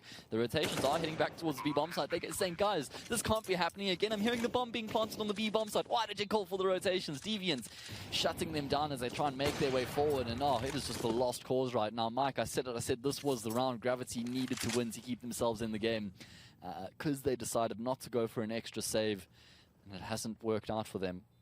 It does mystify me a little bit as to why Goliath were going for those straight-up fights so much on the T-half when their T-half on the previous map was so successful in faking out Gravity and causing Gravity to rotate so aggressively. And, well, again, with no information, Gravity, do it again. And Goliath Gaming, I think maybe they could have closed this a little quicker. I mean, we're still talking, it's only 13-11. But, I mean, Goliath just causes massive rotation every time they fake. The Gravity guys just fall for it every single time. If that's what they do, just keep doing that. I think I completely agree with you. I think it's the human element which has changed their playstyle. It's because they won Train 16-3. They're just full of confidence right now. They're exuding confidence, and they're just like, we can just beat these guys at whatever we do. And they throw that structure out the window. And look at what's happened. It's 13-11. The game's gotten incredibly close. So I couldn't agree more with you. Stick to what's working. It's working for a reason. Yeah, going fast again. They know they're against Pistol, so this should be a round that they're going to bank. I really want to see them get burnt by this, Mike. I want to see Memory clutch this out. I want to see Goliath get shut down on one of these aggressive pushes, because this is not the way you should be approaching your anti-eco rounds. And they have taken quite a lot of damage. I mean, they're only going to win the round with 2 players alive.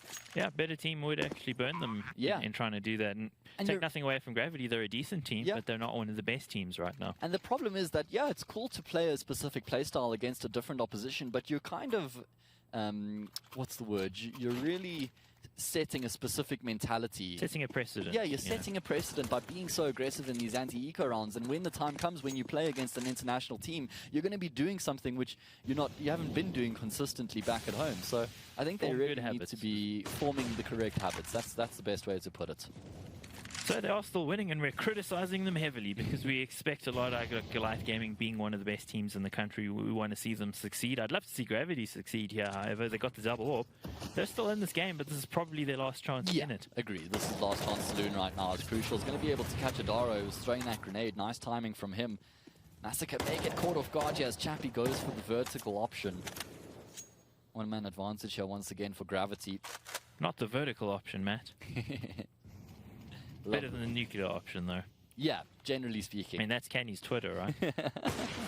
Oh, definitely. Patience pays dividends, and Deviant's going to catch Chappie. He wouldn't know that he got that frag, but as he starts to come to his senses, he's going to see he was able to come out on top. Well, Gravity now in a bit of a tough spot. Yeah, what do you do in this situation, actually, when you've lost those 2 players and you don't have any information? Do you group up? Do you spread out one middle, one A, one B?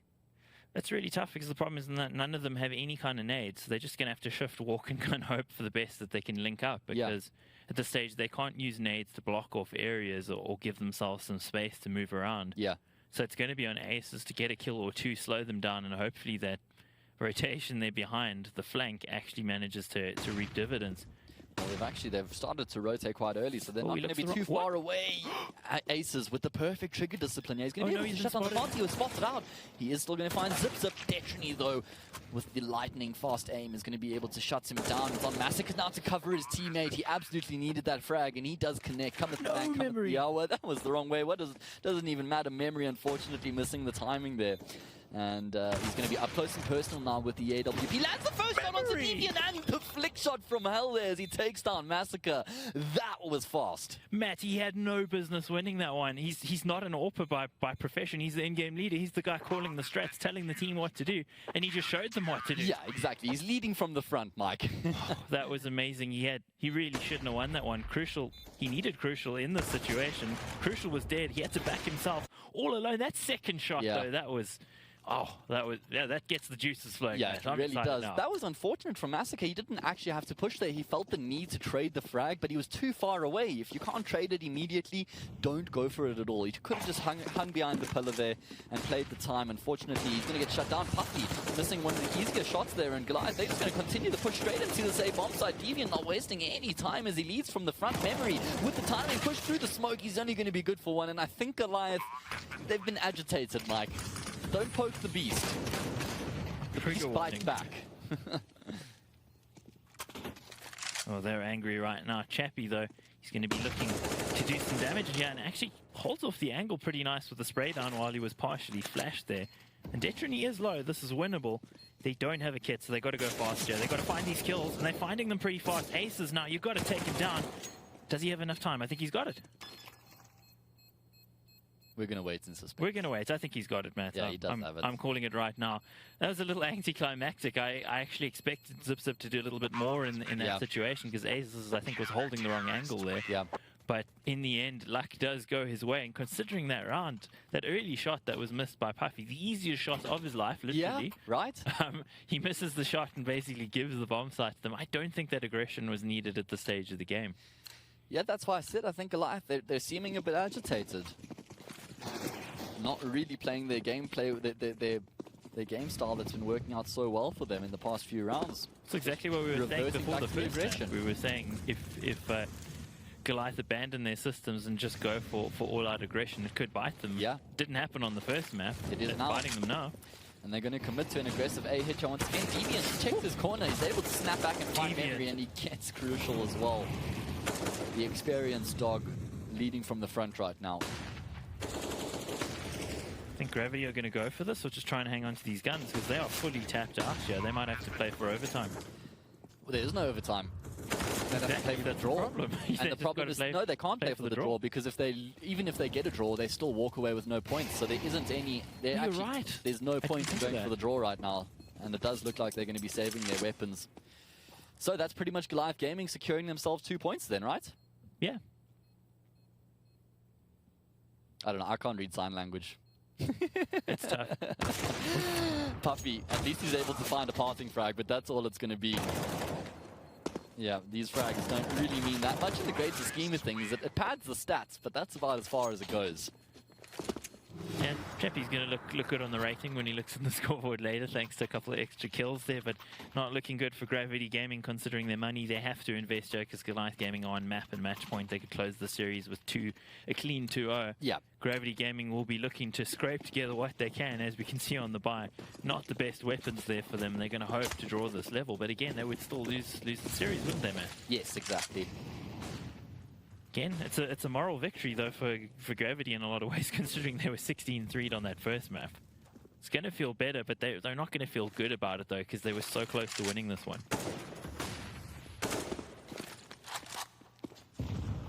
Two players, Yao and Cat, actually being forced off. That's Puffy. And Memory, meanwhile, pushing off that A bomb site, managing to actually find the bomb. He finds the bomb, Matt, but goes down, gets a little bit too aggressive there. That's a ton of information now for Gravity Gaming. Yeah. If they can find another kill here, maybe it's doable for them, but Deviant and Massacre there with the kills, I think that may have sealed it. Yeah, you can understand why Gravity are trying to get aggressive because of the deficiency in the weaponry, but it doesn't work out for them. Unfortunately, they get shut down, and now it's a 2 versus 4 to try and keep themselves in this game. Massacre just going to go for the straight-up swing as he finds aces, and not much longer as Chappie gets taken down as well. Goliath Gaming complete the 2-0 sweep, but they certainly got tested this time round. Yeah, they did indeed, and that is the first game done in Evetech Champions League for Matchday 3. Over to you, Nate. Very close. Yeah. That's the thing. I was kind of hoping for Gravity to take that one because, I mean, they played a very good underdog game in that second map there. But unfortunate for them, and I think they kind of kept Goliath on their toes. I would have probably expected Goliath to have won this one anyway.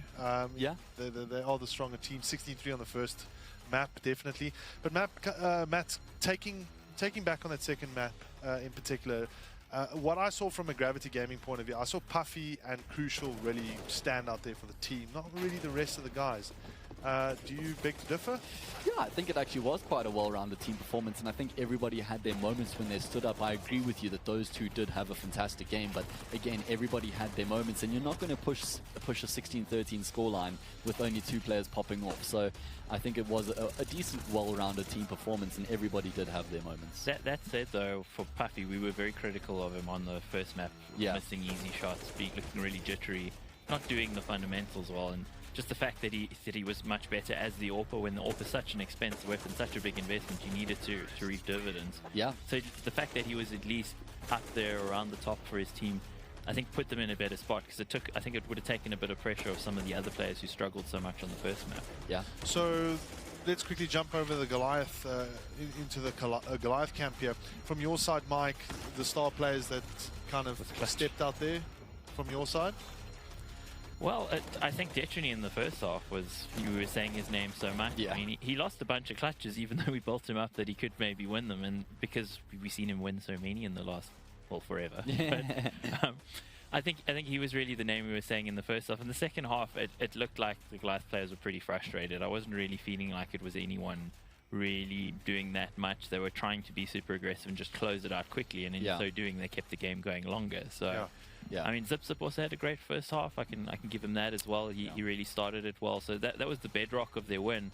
But at times, it almost felt like they were doing what they could to lose this one, because Gravity were just playing their game, and Goliath were sort of falling into it a little bit. Yeah. So guys, results there, of course, for this match that just took place. 16-3 went to Goliath, and then obviously they're closing it out there 16-13 against... we have got the incorrect one. It doesn't matter. But yeah, those are the scores there. Congratulations to Goliath. They did win that game, of course, so they are going to stay on top here. We're going to quickly just jump onto a quick commercial break. Then please join us in the next couple of minutes for the second game.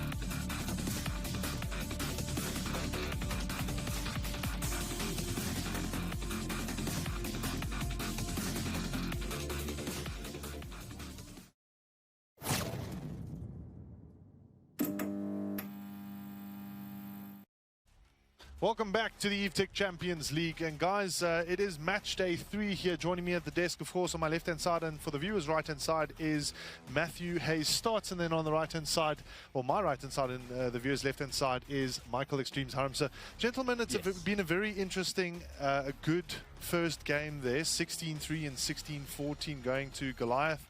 Gravity, like you said, Matt, almost having the chance there to pull that one back and kind of redeem themselves. Yeah, well, I think it's great that they had another solid performance here. This time it was against Goliath. They pushed them the distance. It went 16-13, even though it was largely due to Goliath's deficiencies.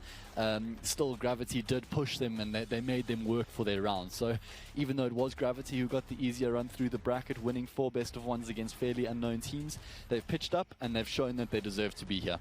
Yeah, so let's focus now on this game taking place here between a Big 5 and Team Exastrus. Mike, from your side, how do Team Exastrus approach this to take a bite out of Big 5?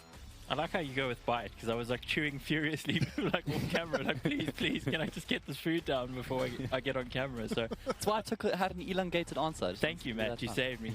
So how do they take a bite out of Big 5? Well, I don't know if they can. It's such a difficult situation for them. For me, the key would be shutting Slowey down. particularly CT side. Slurry tends to pop off big style lately on CT side, tends to get 20, 25 frags, and that's almost the foundation to win the game. Doesn't do so much on T side always, which is where you can kind of cut him off and isolate him. With CT side, you really got to flash him off. You got to molly him out. You got to make sure that he doesn't get those peaks. Because if Slurry isn't popping off in that way, it tends to be on Convict, and he's played really well lately. But trying to get that level output out of Convict consistently, I don't think is a realistic prospect. So as long as you shut down Slurry, you're in with a chance. Do they still have a chance? I don't know. Well, the thing is, I mean, Convict has been quite, how do I say, active on watching the previous game. On Twitch, of course, so he's kind of chatting. It looks like he's fired up and ready to go for this game, and it looks like Big Five are on the right track. But let's quickly have a look at Team Exastrus now. Now, Team Exastrus, we actually had them at the media day as well. I actually I had the honor to chat to the in-game leader, DMS. We've got a video on him and his opinion on how kind of Team Exastrus go about their way. Let's have a look there for the viewers out there. Let's have a look and see how this this in-game leader goes about his way with his team. So my name is Michael Jonker. In-game name is DMS. I'm the in-game leader, manager, sort of for the team kind of thing. So I organize the scrims, the matches, practices, whatever we need. And I'm basically managing 4 kids in the team. So it actually started with Gravity Gaming, ironically enough, in 2016. We went on like a winning spree, didn't drop a single game in second of, got to first div, didn't qualify for DGC. We went to the LAN anyway, just met each other, had fun, and then had a falling out. And then the next successful team, I guess, I was in was Sevilla, which was in 2017. Went to DGC again, didn't play as well as we should have. Lost to, I think, Ballers, which were a pretty good LAN team at the time. And then, now I'm here playing for Exastrus. Played some Dota in between. I couldn't actually tell you the config. I think I used 16 by 9 res and 1920 by 1080 maybe, something like that. My mouse sensitivity is 1.65 in game with 400 DPI. And I just recently bought another 310 SteelSeries mouse. So, obviously beating Sim 5 in the ECL qualifiers was good for us. Probably the team we wanted to play against if it was going to be a hard team, because they actually play structured CS and I know how to call against that. So the atmosphere is awesome, when we actually did win with that, with that lineup there. So something quite interesting that he's mentioned there was that they like to play against structured Counter-Strike. That's what I'm writing about right now, actually, Nate. Yeah, exactly. We're on the same points here, man. Exactly, like the structured Counter-Strike now, do you think Big Five plays with a structured kind of approach? Enough for them to counter, potentially? I do think that Big Five play with a structured approach. I think they're one of the more structured teams in the country, but they do have that element of unpredictability when you have a player like Slowey, and when he's feeling something with an AWP, he's going to do something completely unconventional. So yes, to a degree. I don't think it's going to be nearly as clear-cut as it was against Sinister 5. Not that that was easy, but as you said, Sinister 5 is a far more structured team in general. Okay, can I say about DMS, actually? Yes. It's really good to see him succeeding at this level. I mean, I've seen this player around, and I actually, when he mentioned Sevilla, I subbed for them a bunch of times in 2017. Just as I was out of favour, I knew one of the other guys from playing Team Fortress 2. And so you've got some history with it? Yeah, I actually played with him a few times and heard the comms and, saw how he goes about his business. And I always thought he's an underrated player, a guy who could probably go to a high level. And as he said, he went and played Dota, so I was like, oh, that didn't happen. But it's good to see him back. It's good to see him performing, and he's a very smart player. So as he said, he knows how to call against teams that are structured. That tells you a guy's got a good brain on his shoulders. Let's hope that throughout Evetech Champions League we'll get to see a little bit more of that. I don't know if we are today, though. I mean, Big Five, that's a mountain. Well, we can hope. But speaking of Dota, before we actually have a look at the tables, the international is taking place, of course, for most of the people that. I hadn't heard. Oh, come on, man! What rock do you live One under? of the biggest esports events. Our schedule, of course, on the broadcast is going to be. How do I say, like, extended. We're only going to start 2 hours later, so we will be starting at 4 o'clock in the afternoon. And then ending up about 8 o'clock in the evening. So that's on the 24th and the 25th of August. So for the people there on Jinx TV, just make yourself aware of that. Of course, we are streaming out to Twitch, YouTube, and Facebook. You can go to Evetech Live or Evetech on any of those platforms, and you'll see us live there in case you don't have any subscription for Jinx TV. But now, let's go to the predictions side, talk about predictions. I've got the predictor app open here. I've done my predictions and gotten some points from last week, which is the 100 points. I've obviously gone for a very kind of simple prediction here. So just tapping on my home predictions quickly, I have gone for Big Five winning up against Team Exastrus. Yeah. And I think everyone at this table has done the same thing. Yes. If I'd remembered to open the ECL predictor. Apparently I don't want to win. Oops. Well, it's quite simple to join. You just have to go to eclpredictor.com, Is that how log in with either with Facebook or Google, and I think there's an email address that you can even use. Even free SMS as well. SMS? Yeah, you Oh, can there we log in go. with the free SMS. Do you know what's cool about this app as well that I didn't realize? You Yeah. can actually share it on WhatsApp to your friends. Nice. There's actually a WhatsApp sharing link that you can send to any of your mates and say, hey, come join my league. Yeah. You can create your own league, which is quite cool. Yeah. But on top of that, there are giveaways on a weekly basis provided by Evetech and, of course, Lenovo. And that includes, on the bottom here, a Evetech bag, a massive mouse pad, some Lenovo peripherals, which is the mouse and the headset, and, of course, a pop socket, which I seem to keep here just for viewing purposes. He wants it. No, my pop socket was... would you like it? No, wait, you got one, actually. I'd like two. Okay, well, yeah. The pop What's socket. better than one pop socket? Two. Well, okay. Well, let's move Simple. on. Let's move on now to this second game here. Big Five against Exastrus. It's very hard to pronounce. It's in there that. somewhere. Exastrus. It'll come out eventually. Exastrus Criminals is actually the full name for them. What sort of maps do you think we're going to see here from these two teams? Are we going to kind of stick with the Mirage, Inferno, maybe a train? I don't really know too much about Exastrus's map pool. The one thing I do know is that they're solid on Mirage. They beat Sinister 5 on Mirage, and we saw them play up against Goliath last week on Mirage, and they were able to get about 7 or 8 rounds. So I think that they're definitely going to be looking to get Mirage somewhere in the map pool, and luckily for them, Big Five like to play it as well, so I'd be surprised if it got vetoed out. And then if that's not going to be the case, just go for something unconventional. Try and catch them off guard. See if you can get a Vertigo or a Nuke ban. If not, don't ban them and force Big Five to ban those two maps, because then that leaves you with all of the other 5 maps to choose from. Maybe you go for a Dust, try and catch them off guard there. So yeah, I think either you go for Mirage or you try and go on the opposite side of the scale, where it's like, okay, we're going to try and catch them on something they're not comfortable Bring a surprise. on. Yeah, exactly. Well, that's the thing as well. Something just to kind of consider is obviously the map pool ability for a team. Yeah. How many maps you can actually play on. For a team like Exastrus, they don't have a very big map pool, you know, compared to a Goliath Gaming, a Big Five, etc. And then obviously from a player skill point of view, they're also not 100% on par with these teams. So they're going to have to kind of be sneaky about things. They're going to have to try and see how are they going to work their vetoes out. They're going to have to be very mindful as to what sort of maps to go for. Yeah. If I was them and in their boots, I would target Big Five's main maps and just say, sorry, bye. At least give me a chance. Yeah. Because for the viewers out there, how the veto works is that you get the opportunity to ban 2 maps. There's a total of 7 maps out there. You get the opportunity to ban 2 maps before you get to pick your one.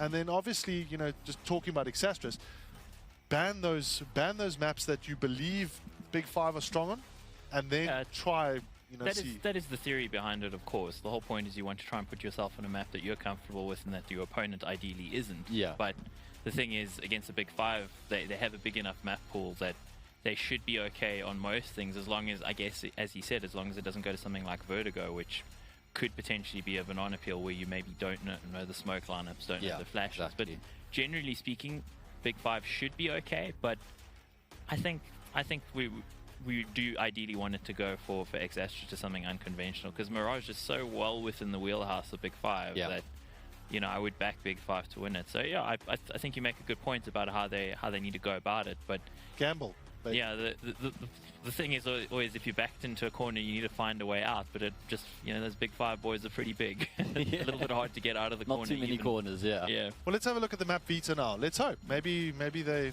thinking the way I'm thinking. We've obviously got a nuke ban for Big Five first No off. surprise. So, look, yeah. Nuke's the best map in Counter-Strike. No. It is. I love love how you both looked at me there for a second. I was shocked. He was in accordance with you. No, it's... No, like, at least You would have for me, liked playing it back in the day. Back in the day, Nuke was my map, man. That's where I played. Yeah. And it's a bit sad not seeing it so often. Train's out. Yeah. Exastris going for a train. Yeah, Big Five are... Yeah, you don't want to go there. They do nasty things to their opposition on train. So there we go. We might actually see Exastris going for that sort of kind of play. Let's see Standing out. Let's see how it plays out. The thing is yeah, Oh, they there we can't ban go. Mirage. Exastris, do you ban your strongest map because it's your opponent's one of their strongest maps as well? It's like a bit of a catch-22, right? You need to make the decision. And the other issue is Big Five have gone for the two sort of straight up bans. Exactly. We're not going to play this bans at the beginning. They didn't float them. Had they floated them, then maybe Exastris might have had a chance. But now we're going to see a Mirage and Inferno. What do you think? Yeah. I don't think Overpass will come out. Unless Exastris are the ones to pick it, I don't think Big Five are going to pick it. I think Big Five pick Inferno.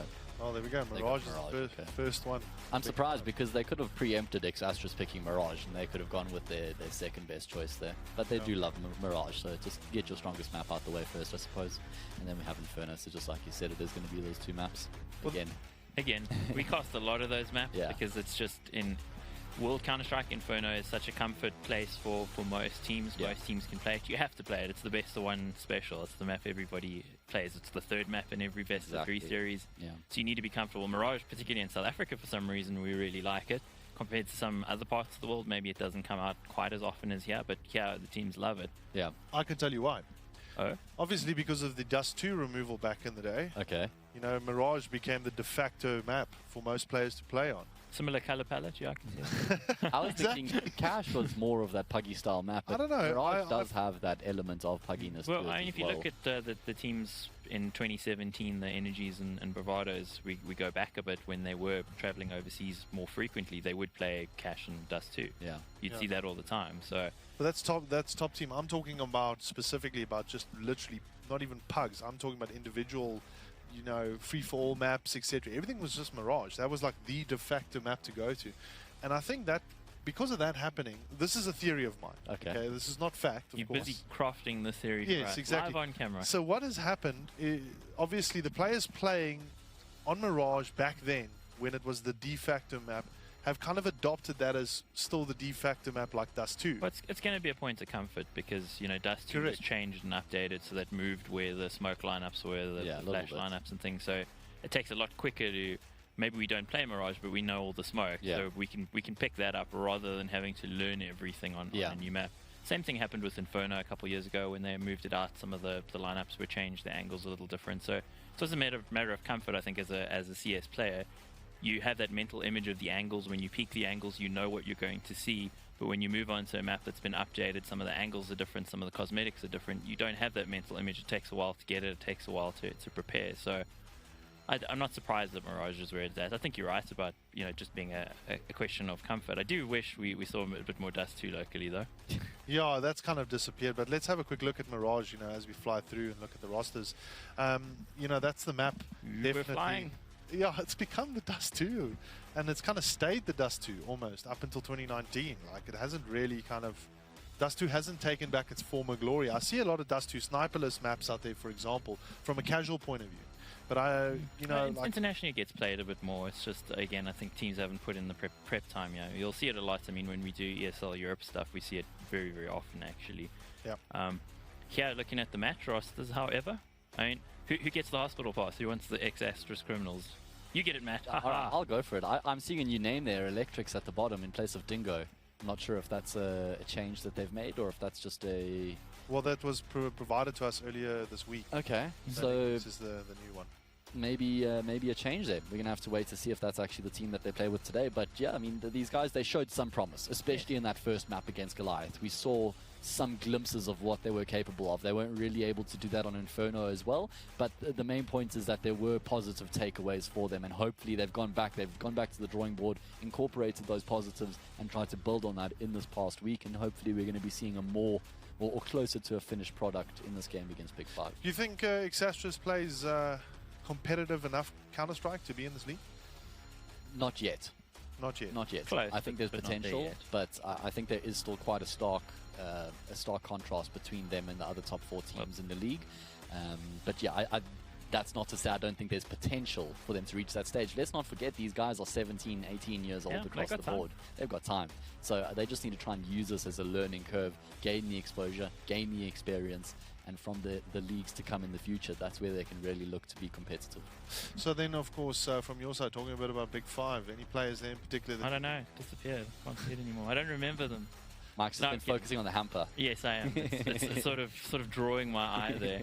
On the other side, we mentioned Slurry. He's the go-to guy. Said enough about him. CT player. Yeah, I mean, I saw him drop 25 kills back to back on CT halves at Syntech Masters on this map. So I expect to see something similar, especially against opposition that he'll be looking to target.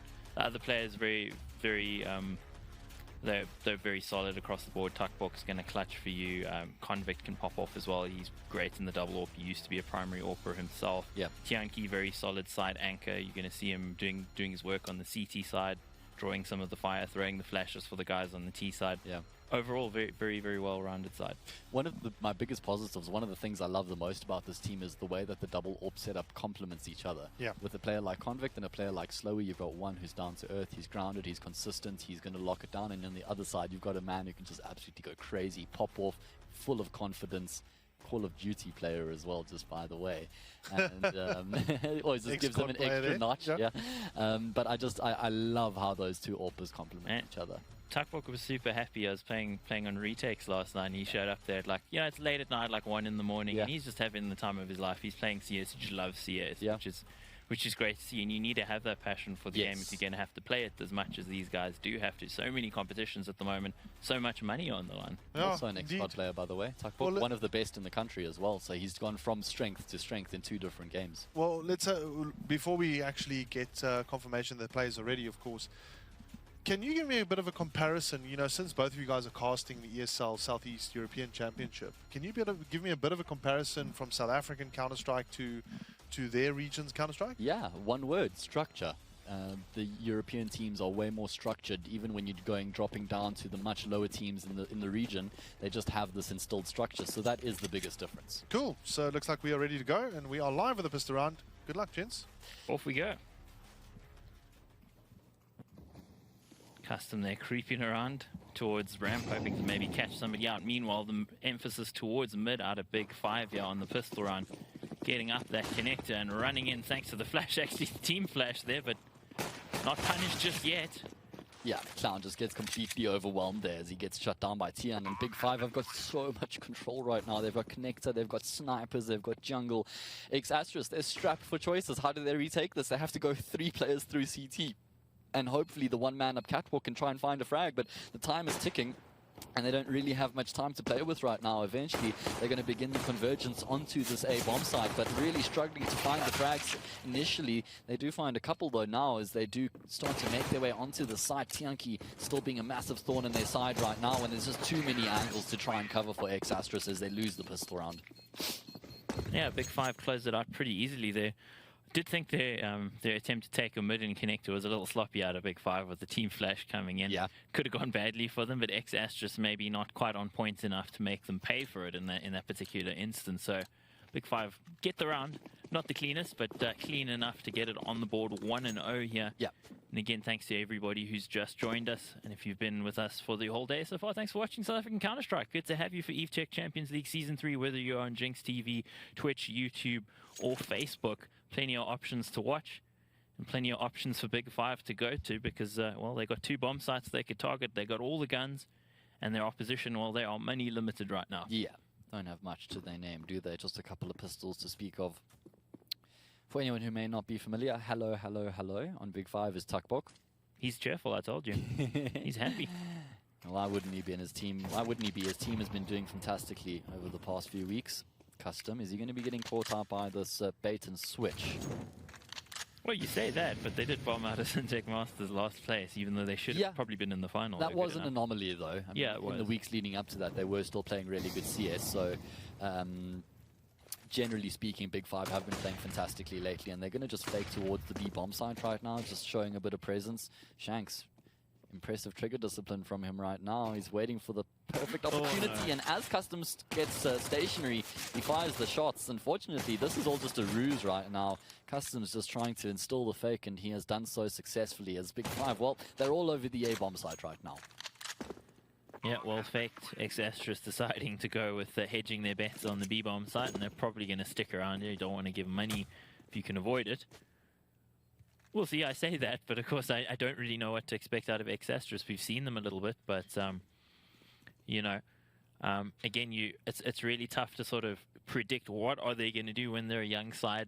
They're fairly untested, and we've only seen them in one game so far, so do they do the fundamental things that we expect? Don't know. Yeah, exactly. We need some more of a sample size before we can really start making an accurate assessment. Still, there's some good individual pieces here. As I said, DMS is a pretty smart brain for the game, so I think he's a bit older, a bit more experienced than the other guys, so they should be able to bring up their level, and they're going to get experience from this, but some of the experience will be negative because they're going to probably take some big losses along the way, but those are the learning experiences you want. It's how you deal with those losses, which really does make a difference in those teams, is how are you going to go back to the drawing board and try and take positives away from those situations? Or you could just completely capitulate, you know? So it's really just about how a team approaches them.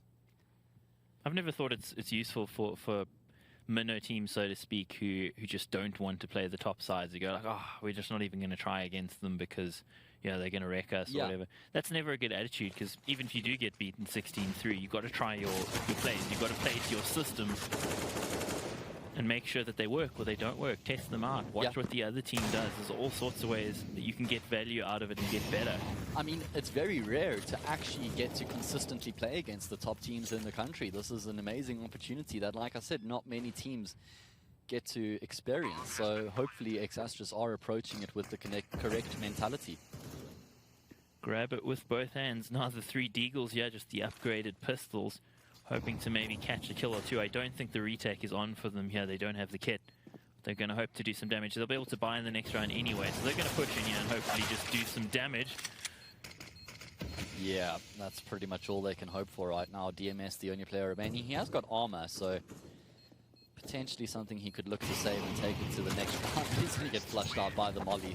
Big Five complete the clean sweep inside the first 3 rounds after winning the pistol. And now we're going to be heading into the first buy round of the map. A good opportunity for Exastrus to get themselves on the board and just send a bit of a message across to Big Five saying, listen, we're here to play. You cannot take us lightly. Yes, indeed. Good money management out of Exastrus that they're able to bring out the double AWP and an array of nades here.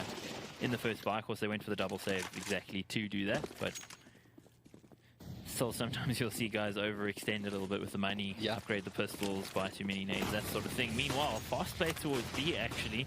They're running through some fire that doesn't really deck them too much damage, but there's DMS on the angle. He gets one and he gets away with it. Yeah, and there's going to have to be these follow-up players to try and get the work done as Big Five need to get control of this B-bomb site. The smokes have landed and Bloom, though, means they've got some cover to work with for the time being. Slowly able to take down Badger, who was trying to get something done, pushing forward.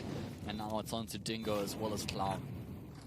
Both of them having AWPs as well. They've got no choice. They have to save these weapons, and you can see that's the call that's going down right now. I think maybe for Badger there might have been better to just wait for the bomb to go down, wait for his teammates, don't push out ahead. Yeah. And, you know, in so doing, he gives up the kill, then focuses the pressure towards DMS because they knew he was Cat. It just meant that it was a no-win situation with him going down, especially with his teammates on the AWP, so difficult as weapons on the retake. Exactly. Tend to actually become a bit of a liability in those situations. So, Big Five, I mean, they win the round. Not only that, they started the round with 3 MAC-10s. They're able to walk away with 3 AK or 2 AKs and an M4. So their economy is going to be certainly better off for that. Exastrus, do they force around these AWPs? Absolutely. They've got about $4,000 on a couple of players, so every reason in the world to go for the buy here.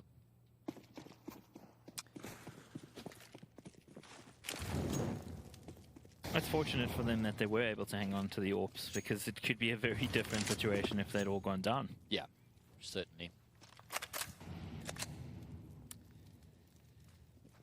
Big Five slowly taking middle control. 3 players making their way forward, left the bomb towards the top of mid. They've got a guy feeling out towards B, one guy at the back of Palace. Fairly standard default here from Big Five, looking for some map control and information before they commit to anything. And you can see they're well oiled. Good use of utility across the board. Oh, knows the angle. Yeah, beautiful spray down there from Slowy. Shuts down DMS through the smoke, and that's going to be really tough for X-Astrus because it's such a big chunk of information that now goes awry. Badger fortunately finds Custom, who lurked into Connector, using that smoke to his advantage. Not going to be able to capitalize though. Well, that's a bit unusual out of Slowy, seeing him back into the crosshair there of Shanks. Yeah, because he got killed the player on Catwalk. He never expected another player to be in ladder, so a nice setup there from X-Astrus. Oh! Now Clown with the AWP, goes for the no-scope. Fortunately for him, he's actually able to get out alive. He goes for the repeat Tianki. Gets shut down with the snappy shot, and Clown's got a bit more work to do right now. 2 players starting to make their way onto this B-bomb site. Oh, Clown locking it down. This is some great work out of him, Matt. Yeah, it really is. So much confidence coming from him. Convict, the only player remaining, and he's just going to be looking to inflict some economic damage here. I'm not sure how much else he can get done. He's not even going to land a single shot onto that player in the market. And, well, X-Astrus, they win the round, and emphatically at that. Keep both AWPers alive. 4 players take their weapons into the next round. Their economy going to be taking a nice injection of cash off the back of that as well. Well, Clown just staying alive in that round. I mean, he did get the kill and tag the other player, but just the fact that he didn't go down, repeat, and still got away with it. Yeah.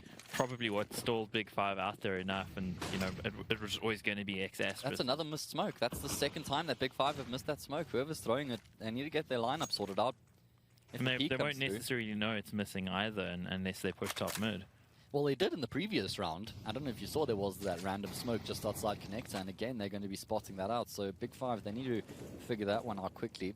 They're going to get punished by it. You can see Clown, he has the AWP on the angle right now.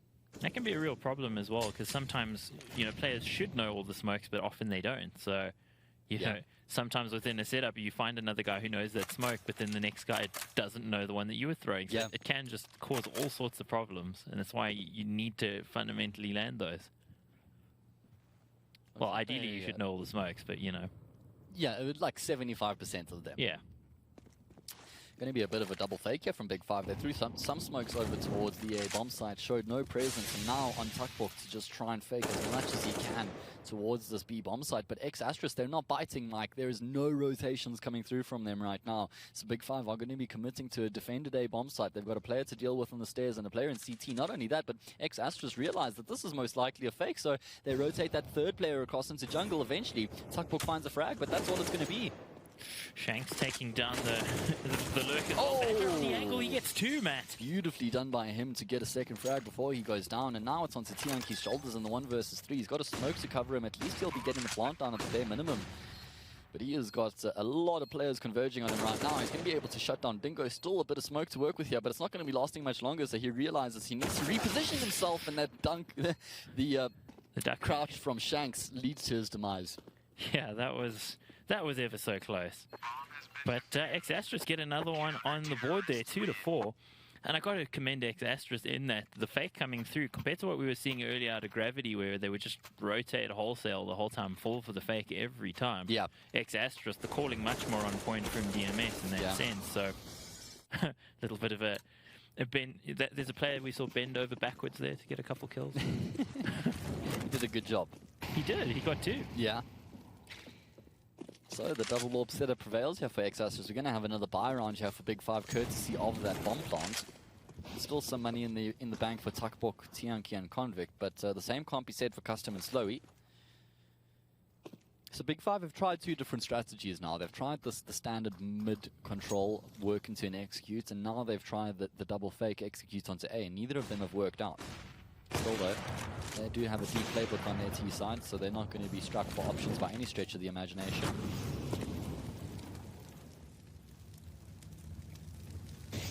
Oh, a bit of miscommunication there, or was it? A molly followed by a smoke, which means there's actually a gap in the smoke here. Maybe they're going to be using this gap to boost up into snipers. Or it was just a straight up misplay. Maybe I'm thinking a bit far forward. Yeah, they're re-smoking it now, realizing it was a problem. Not sure about that smoke either. Yeah, everything's missing at the moment. Badger got an opportunity. He could get 2, doesn't in the end. The trade coming in from Tuckbork. Yeah, and that means Clown's got a gap in the smoke to work with. He's going to be shutting down Tuckbork on the cross, and that makes life very tough for that second player to try and get through. That's Custom now, left in a pretty bad situation. That smoke now being extinguished. Fortunately, the molly comes through from his teammates. So that does give him a bit more room to work with. He was spotted out, but I don't think he spotted the player in turn. Big Five trying to get themselves onto the safe bomb site and see if they can get the plant down, turn this into a post-plant situation. Dingo sending a shot through the box. Speculative. Obviously, he can't see those players. We can. We've got the X-rays. They don't get to see this. So they're not going to be knowing how close that might have been. Surely Clown spotted him there, though. Yeah, he's ever molly to maybe... Jeez, that shot from Clown through the box. Could he get another one? Yeah, he knows where this player is.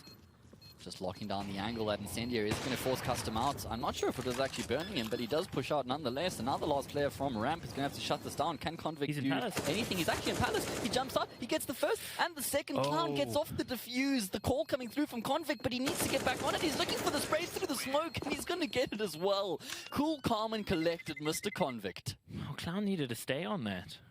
Yeah. That's a huge failure out of X-Astrus then. Big play out of Convict. They just didn't consider that he would rotate around. Of course, last scene for them... Even caught me off guard. Look at your map. Yeah. Well, I mean, looking at that situation, you can see why they think he was rammed, because the last time they saw him, he was rammed. But exactly. The amount of time that's passed, as a player, you got to have that internal clock that tells you, I haven't seen him for a while. Maybe he's repositioned. Exactly that, Mike. So, Big Five, they get themselves back to winning ways. X-Astrus have enough money in the bank to get another buy, at least. That jump's always risky against the player who's pretty good with an AK, but... Yeah.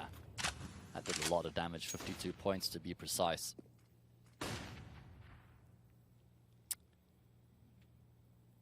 So, no surprise seeing X-Astrus being fairly passive in their approach right now on the CT side, not really taking any early fights. Trying to keep control of the choke points and see if they can deny Big Five once the execute comes through. You can see there's a player committed to connector. A man with the deep catwalk. So they say, Big Five, you can have this part of the map, but what you do with it, that's where we're going to be contesting you. Nice boost into snipers, and this is actually a massive chink in X-Astrus's armor right now. Of course, Big Five wouldn't be completely aware of that, but they have no way of dealing with the push that comes through the jungle. I think Clown's going to get caught off guard. No, he is aware of the potential. But he is going to be finding a world of pain right now. He actually does get the timing onto Custom. That's a huge frag there for X-Astrus as the execute does commence now onto the A bomb side. Dingo with the AWP again is going to have to try and lock this one down. He's already been able to find himself a frag onto Slowy. 3 mollies. Okay. 3 mollies to CT. All right, they're trying to burn him out as fast as they possibly can. Of course, the damage does stack, but not really the ideal way in approaching it. Clown, he's going to push through jungle. He gets the timing onto Convict, looking for the follow-up frag there as well. 2 versus 4 is the name of the game right now, and he's actually going to get shut down in his back, but DMS is there to make sure that the problems don't get compounded as Dingo shuts down Tuckbork, and X-Astrus straight back to winning ways here. I must say, they're looking a lot better in this game than they did against Goliath. Yeah, much better. I do think Goliath have a bit more in the way of that sort of stifling, fragging power that can knock you down. Yeah. Of course, they didn't quite manage to pull it off in the second map earlier on, where Gravity started to trade blows with them. But I'm very concerned about Big Five here, man. The amount of smokes we've seen miss. You pointed out the three Molotovs thrown towards That has CT. to be a plan, surely. I mean, you don't just by chance throw 3 mollies in the same direction. Unless someone says, molly CT, and everyone's just immediately on board. I'm going to do it. Yeah. Yeah, The communication does need to improve, I agree. Let's see the smoke. Okay, this time it lands. We're building, Mike. We're getting there. Yep. So it's actually not the best buy here for Big Five. Clown just tapping through the smoke. He's going to be able to take down Tianki. Fortunately for Big Five, he did only have a pistol to his name. Well, one of the nice things there with that kind of angle, if you're going to spam it with that weapon, is you don't see weapon traces, so they wouldn't actually be able to return fire because they can't tell where you're shooting from. Oh, DMS just holding on to the angle there. He's going to be able to find 2 players. The round shut down emphatically there by X-Astrus. This is going to be sending some alarm bells to Big Five, surely. Yeah, it's going to be a little bit of a worry. The AK, they're not doing too much, neither of them, in fact, so... Yeah. Nice upgrade. I mean, let's not get it wrong. As far as I'm concerned, X-Astrus's best map is Mirage. Big Five picked Mirage, so that plays straight into X-Astrus's hands. Playing their first and their strongest map first, just to get the ball rolling in some territory that they're very well familiar with. And just set off on a positive tone here is exactly what the case is for X-Astrus. Big 5, they're getting tested right now. They're just going to go for the basic flash over the top and try and commit to a bomb plant as 4 players come out of Palace. Slowly tapping away with that block is going to be able to find one. Clown, with the lack of ammunition, he's going to get taken down by a Glock as well. Surely there's no way Big 5 win this round. I say surely, but Custom retrieves the AWP. That's going to increase his firepower tenfold. He finds Shanks. Let's not forget, Custom was a primary AWP at one time in his career, so he certainly is well fitted to deal with the AWP. DMS and Badger are the 2 players to try and get the round done right now for their team, but they are in a much tougher position than what they'd have expected to be in. Making their way forward, but there's just so many angles to try and contend with right now, and that's going to be the AWP that gets taken down. Tianki still getting a job done with this block, though, just ducking and dancing around the bomb site. DMS, he's going to get forced out of this one. He even gets chased down by the Glock of Tianki. These guys are ruthless right now. Wow, that really didn't go well at all for X-Astrus, and well, the straight-up rush of the simple play, the aggression actually works out for Big 5. Really shouldn't, but it did. Yeah, a Glock is like one of those little ankle-snapping dogs. One of them by themselves, not really that intimidating, but when there's 4 of you, just 4 of them just running at you, they tend to be a little bit more scary. I think the issue there for them was with the AWP towards CT going down. I think it was Dingo. They actually needed Clown to live towards Connector, and he still went for the fight anyway. Yeah. And I know why he did, because he's backing himself against Glocks. He should be able to get them. But the thing again is, if you use up the ammo that you got, they nip at you, they hurt you. Yeah. And, of course, slow you down. So you can't run away, because it's that tagging kind of thing where they're all just nipping at you, slowing you down. You saw there, he's trying to reload, try to get out, and just couldn't because there's just too many mats fighting at him. Nice opening from him, though. And I do think Clown's been very impressive so far. Yeah, he's been a lot more impressive than he was last week against Goliath, and that's certainly going to bode well for his confidence heading into the rest of the series. Oh, Dingo? Straight through the smoke, takes down Tianki. Slowy with a nice angle is actually going to catch Clown off. That was a quick heads-up thinking there from Slowy. Gets a frag back for his team as well. Just opens up a bit more of the map, allows him to move around middle more freely. And it looks like Big 5 are going to try and make it happen towards the B bomb side. No surprise there, considering they do have 2 players coming through. Absent one walk, and DMS gets defeated by Slowy, who is leading the charge into the B bomb side. He's going to be looking for another player. He gets Shanks as well. Single-handedly, he's bailed Big 5 out of a pretty awkward situation. And I'm not sure if X-Astrus are even going to commit to this one. I think they've immediately rung the save bell. Yeah, they're just too far away or too far apart from each other as well, is the thing. So that's pretty much that. Big 5 with some individual players blowing things open in that particular round. Slowy, triple kill out of the man. We kept mentioning him before the game. There's a nice highlight moment for him. Yeah. Not only was it a really impressive couple of frags, it was the context of the situation which is so impressive. The fact that it was a 5 versus 3 in favor of X-Astrus. Big 5 win the round, keeping 3 players alive. So really making ends meet in the best style possible. Right at the bum end of the round, we are going to see Badger shut down Tuckball. Nearly Dingo landing one as well, but yeah, Big 5. That's just their metal being tested and them coming back and replying in quite a stylish fashion. I think DMS thought he had that kill all day, every day, and instead just got deleted, as you said. So yeah. Very hard to maintain the defense if your point man towards Cat goes down. And we have the tactical timeout here. So they're going to be, considering their options are X-Astrus, it's been a little tough for them. I know looking at the scoreboard again, Big 5 emphatically winning, but X-Astrus have had some nice moments. Yeah, and the rounds have been close as well. One of the positives for X-Astrus is the success that they've had in the opening duels. I think they've found the first frag in the round at least 4 or 5 times so far in this half. They need to capitalize on that, and I've noticed a bit of a trend. We saw it in Gravity against Goliath in the previous game. They found the opening frags, but that didn't immediately mean that they were going to convert it into a round win. And that's where we're seeing the difference in these two teams, as though even though these top teams, they're losing a player so early on in the round, they're still capable of keeping themselves in it and actually going on to close out the round. Looking at the numbers, 83% headshot ratio. Badger, that's pretty impressive. How many frags does he have though? Because that's what really makes the difference. And it disappeared. Yeah, as I went to try and look, I couldn't see. Anyway, we're going to be heading into the 12th round right now. After a bit of a strategic timeout, what do we see change from X-Astrus? Well, the immediate change is that they've got far more emphasis towards the A bomb site right now, and that would be the correct call. You see that flash, or excuse me, the smoke going towards CT, followed up by the flashbang. That's going to be blinding Badger and forcing him off the aggressive angle. As I said, though, there are still 4 CT players. Let's try to shut this one down. Badger able to find a frag before he goes down. Slowly leading the charge, and he's not wasting any time right now. Neither is Convict as he takes down Clown. 3 versus 3 is the result as Big 5 take control of the A bomb site. And you have got your lurker in custom. He's going to be able to shut down this the rotator, Mr. DMS. Oh, this is big from Custom. That pretty much guarantees the round. I thought that nade from Clown as he died that took down Slow, he brought it back into a 3v3. Might have given them a chance to win this one, but Custom's action there pretty much ends it, and it means the half win will go to Big 5. Ooh, Dingo. Yeah, nice shot. At least he's going to be able to save the AWP as well. One would hope. Oh, yeah, I was going to say, never mind. Custom is just one of the best lurkers in the country, and again, he just shows his value right there. Finds 3 frags, has such a high impact on the round, and this is how you can have such impactful rounds as a lurker. Being proactive, being a part of the mix, not just waiting for your teammates to die before you starts to come into the equation. Well, that was, I think, the classic case of the CT team taking the pause more for morale reasons than rather having a plan. Yeah. They didn't do anything different. Exactly. So you'd imagine in the pause they were just saying, hey guys, let's calm down, let's play to our structures, let's not overpeak, you know, all of those kinds of things. Yeah. The other way you can go, of course, with a timeout is to actually go, let's do something different, because what we're doing isn't winning us rounds. Exactly that. I think generally your first pause should be that calming pause, as they've used it to be, just to make sure that calming everybody's pause, still play down some to it. Enya, you know. Some yeah, something like that.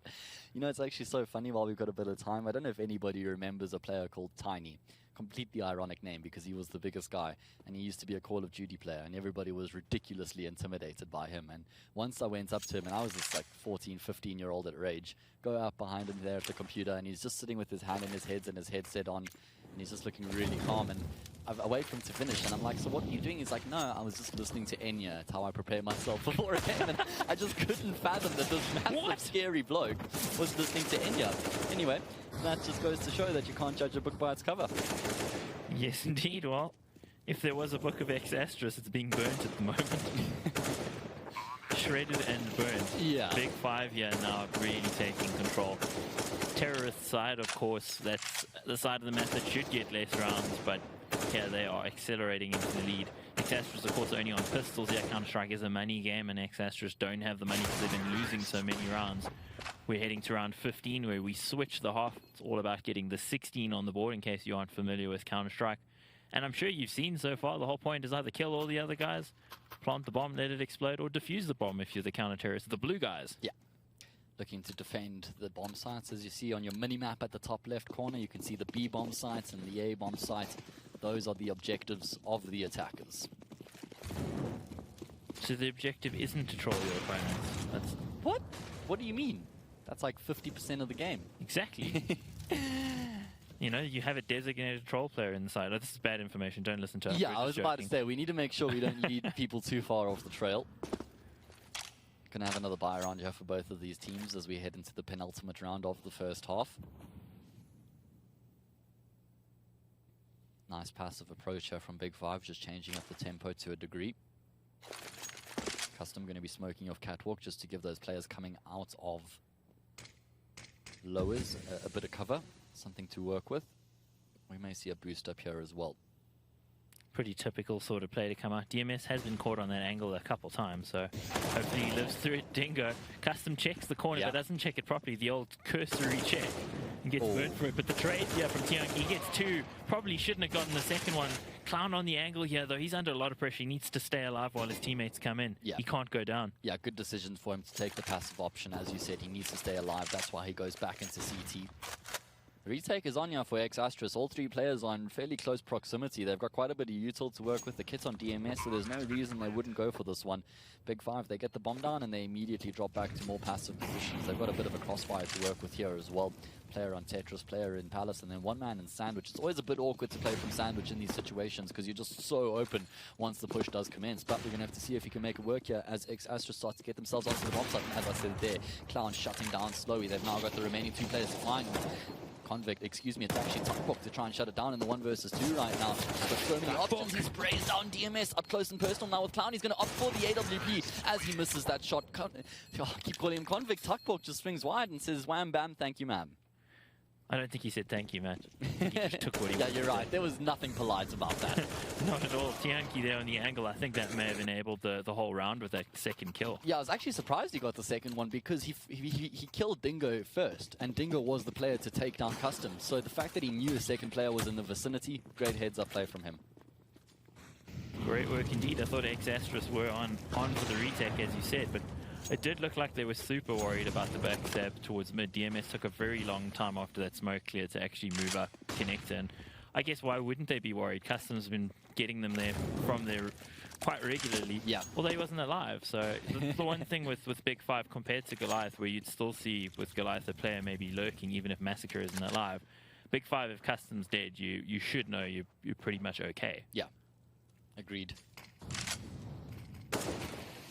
First frag of the round going the way of Big 5 once again. Unfortunately, the half has sort of fallen to the wayside here for X-Astrus.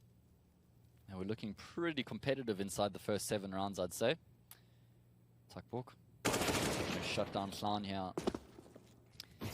Didn't Clown go an entire half yet last week without getting a frag? He got the frag. Oh yeah, in the last In round. the 1v2, they lost the round, but he got the frag, and that was the rejoicing moment. The moral victory, yeah, in the last round of the half, the actual victory looks to be going to Big 5. It might be 11-4, yeah, 3v5 retake. They do have a kit, but only 2 players left alive now, Matt. I don't see this. Yeah, no, this isn't happening. I really like that Big 5 didn't get flustered after they lost those couple of consecutive rounds to X-Astrus. Stayed true to themselves, continued to commit to their systems. They knew what would work for them, and they didn't falter. So that was great discipline. And the name you see right at the bottom of the scoreboard there, no, not Custom, even one below him, Maniac. Certainly been one of the differential factors in Big 5. Since he's become the coach, we have seen a difference in Big 5, and yeah, I'm not surprised. He's got a very big brain, and he's got a good understanding of the game. So Maniac certainly making a difference there for Big 5. 15 kills on Tianki, one of the guys you tend not to see on the top of the scoreboard, but he had a great T-half. Clown doing all the work. Actually, he has 140 ADR, which is by far the highest on the server. Yeah. So what do X-Astrus do in their pistol round? Looks like they're going to be making their way towards the B-bomb site. They've got 4 flashbangs to work with as well, so a couple of smokes have already gone into the bomb site, but Big 5 are well equipped to deal with this. They've already got 3 players in the B-bomb site. Custom happily obliges as he takes down Clown. He's going to be looking for some more here to try and give his teammates a bit of support and cover, but support and cover being shut down as both of those 2 players on the B-bomb site have been removed from the equation. X-Astrus get the bomb down, turn this into a post-bomb situation. Tianki only on 1 point of health, so this is certainly doable for X-Astrus, but Tianki still getting the heavy work done with only 1 point of health. He gets 2 frags. Instant 1 taps from him. Great retake from Big 5. Tianki having a field day on Mirage at the moment, doing some great work for his team. Kind of felt like DMS in the position that he was in, holding off the 2 players towards the marketplace. He kind of needed the support of his teammates there, and they weren't actually covering him from Cat, which I think is where that unraveled. He went down first, and then they were able to focus the player towards Sight and Palace, and that was it. 12-4, yeah, Evetech Champions League Season 3 match day 3, second match of the day. We're on the first map. X-Astrus taking some pain at the hands of Big 5. And then Clown dishing out some pain of his own. He has been having a good game so far. He has. I can't really say the same for the rest of his teammates. Yeah. Nice personal milestone for him to be able to show up here against one of the best teams in South Africa. Do you think that was nerves last week, that he was just unable to buy a frag? I wouldn't be surprised. He's like 17 or 18 years old. It's really tough to mentally approach a game against the best team in South Africa when you know you're on the big stage, you know you're on DSTV, all these factors, they're going to be in the back of your mind. So we're on DSTV? I wouldn't be surprised if, hey Mom, I wouldn't be surprised if... Your mom's not watching this, she's watching the cooking channel. Let's be real. Hey. None of that. My mom's a big fan of Counter-Strike. Keep telling yourself that. All jokes aside. No, I know your mom does actually watch all your stuff. So I do think that Clown is... I think it's fair to say it may have been nerves that were affecting him in that first week. Yeah, I think so. I'm glad to see that he is actually a player who's extremely capable. I have seen him playing on like deathmatch servers and things like that. Yeah. And you do tend to see that there is some skill there. I was surprised. And Clown, surprise is exactly what he wreaked upon the cranium there of Convict. Convict's head Gone. Clowning on Big Five at the moment right now. Is he going to get more done? He's got the audio. He may actually get another one here. Surely not. He does. He finds custom as well. Who's his next victim? That's the big question. He opts for the scout and he gets Tianki. My goodness gracious me. Eventually he's been taken down, but the damage has been done. It's only Tuckborg remaining now in a 1 versus 2. He knows the remaining 2 players are, and he's just going straight up for the fights with the SMG. Problem is he's running out of ammo. Dingo shows Clown I'm also capable of landing a 1 dig or 2. Wow, that was a Clown show, but not in the way that you might say. It's the show of the player, Clown. He's landing these headshots, guys. Oh, jeez. And that flick. Just as we were talking him up.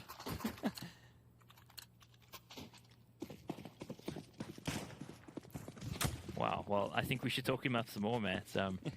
Guy is doing some amazing work. Yeah, we're going to see a force buy here from Big Five as well. Tuckborg saving, so he's the man who's going to pick up the AWP when that time comes.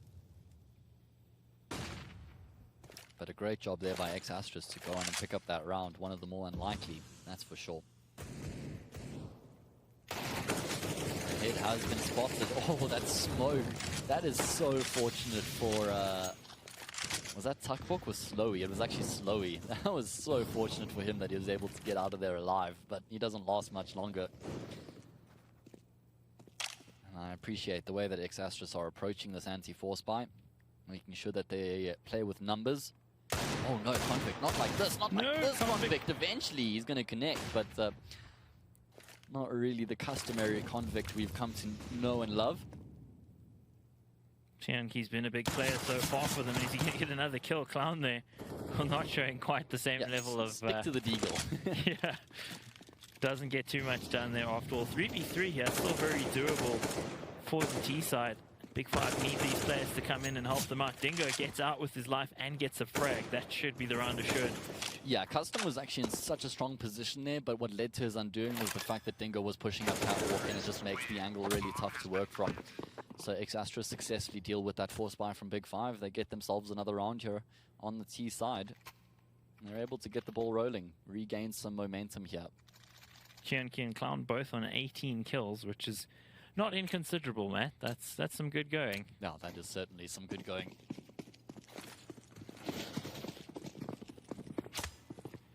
Well, we're into another round, and it's certainly not a buy here for Big Five. They're only on default pistols, a couple of upgraded pistols, and they're going to go for that customary aggression towards the top of mid. You'll see a lot of teams do that in matchmaking. Yeah.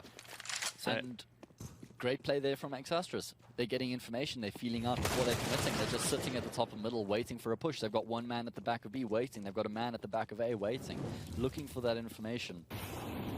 And that's the way that you should approach an anti-eco, not playing live. Yeah, that's if you want to learn how to play fundamental Counter-Strike.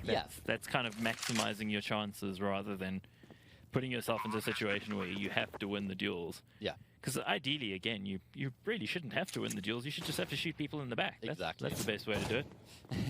That is the most ideal way, that's for sure. So, Big Five, again, they're just going to be slightly tested here on their CT side after they lose a couple of rounds. Still very early days. They've only had one... Have they? They actually haven't had a full buy round yet so far in the second half. The round that Big Five lost to set them on this bit of a streak is when X-Astris had a force buy. Next round, Big Five had a force buy. So only in the 5th round of the second half are we going to have a full buy for both of these teams, which is a bit longer than you normally expect.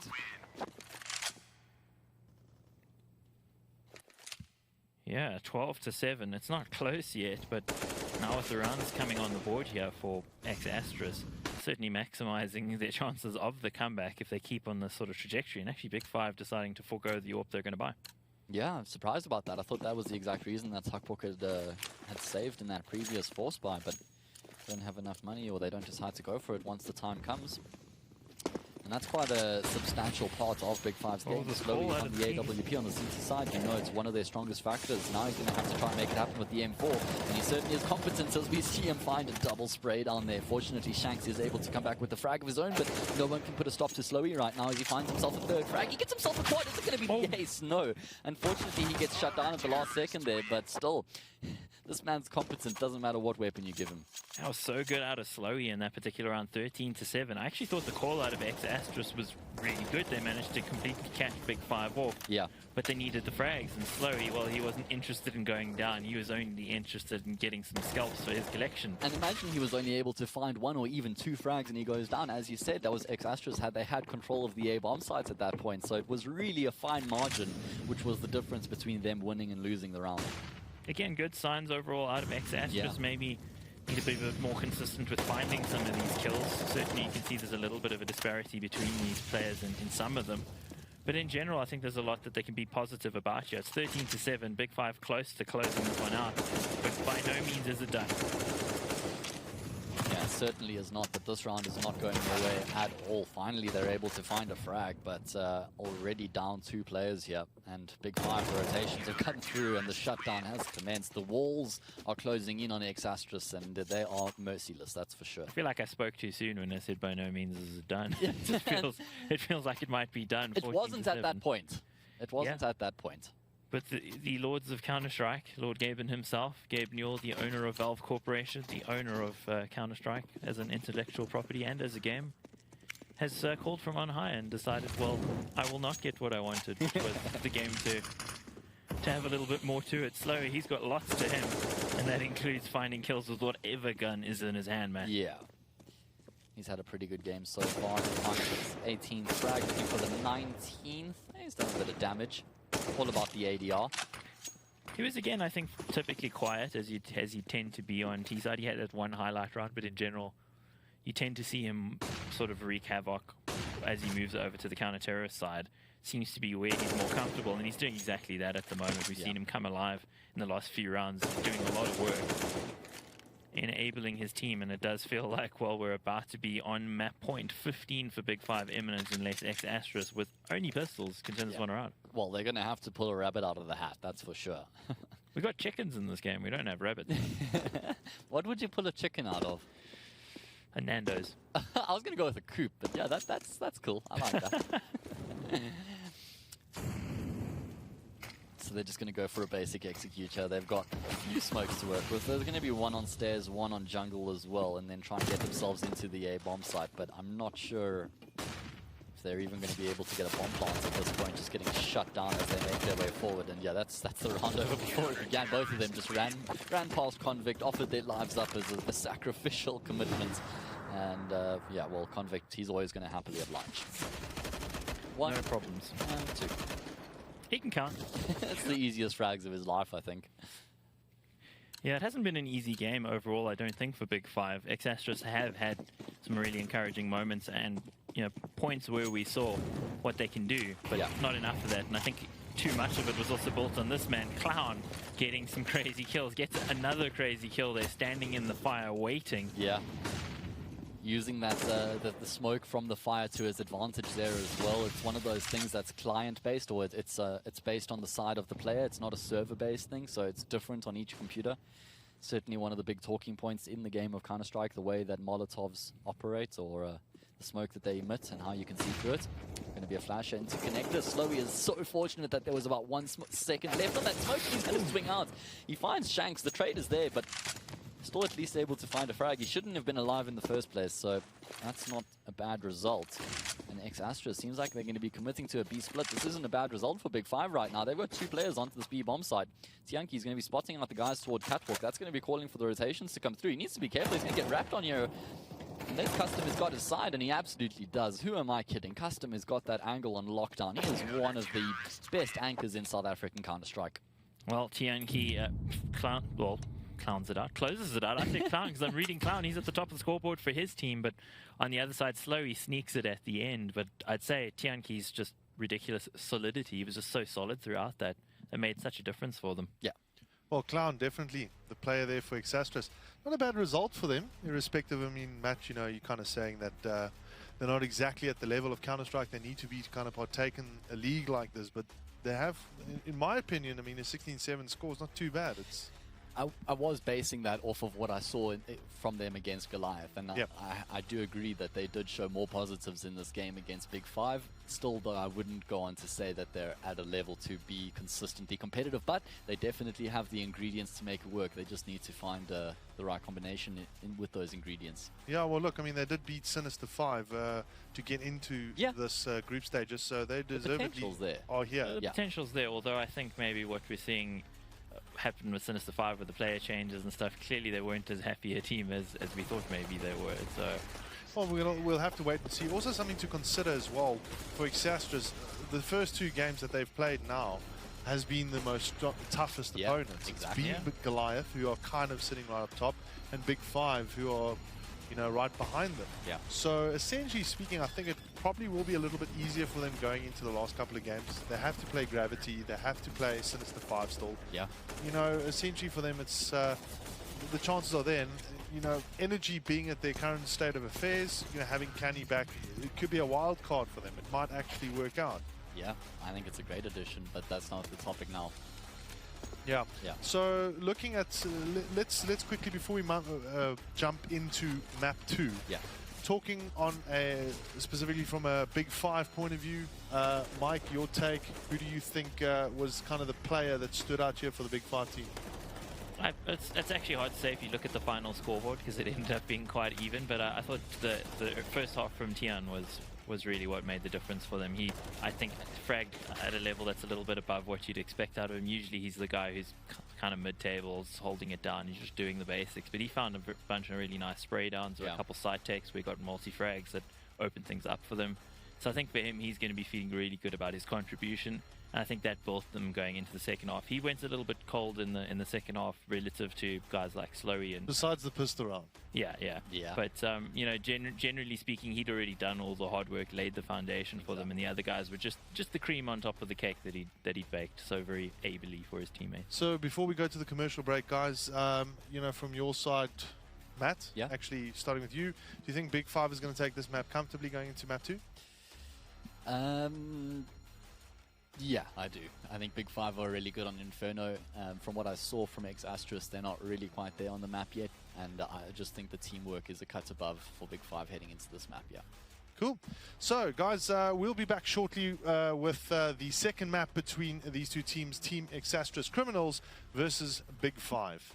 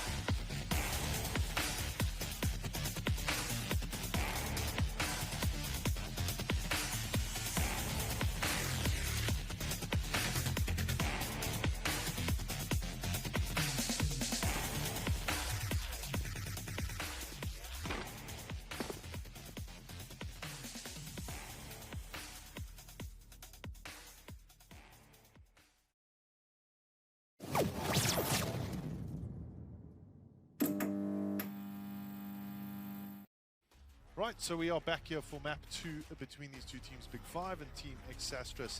So guys, let's have a look at the second map here as we go through the fly-through, of course. An interesting one, Inferno, of course, really, like you said, Matt, it's definitely in Big 5's favor here. You don't see Team Exastrus really kind of pulling anything off. Well, I mean, not that I don't see them pulling anything off, but I don't see them causing an upset here on Inferno. I think they may be competitive, maybe they get maybe they hit double digits or something along those lines, but I do back Big 5 to go on and close out the map at the end of the day.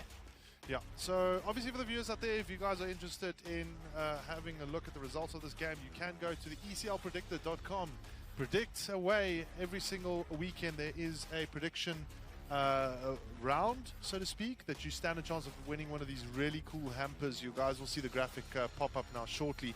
That hamper consists of an awesome backpack, a mouse, a headset provided by Evetech and Lenovo, and then this massive mouse pad, and of course I've got the pop socket on the desk. Do I get a phone as well? That looks... No, that's just kind of referring as to like how it works. Well, look, I mean, this is kind of we've all predicted. We've all predicted here that this definitely is going to be a Big 5 win. Yeah. I mean, I also see it at the moment. Exastrus, like you said, Matt, has shown a little bit of creativity, has kind of come back a few rounds here, but you don't predict this happening kind of more so in this round. Oh, sorry, in this map. Mike, from your side, looking at a Big 5 point of view, do you think it's just kind of, you know, sail straight, make sure that things fall in line for them to walk away with the win here?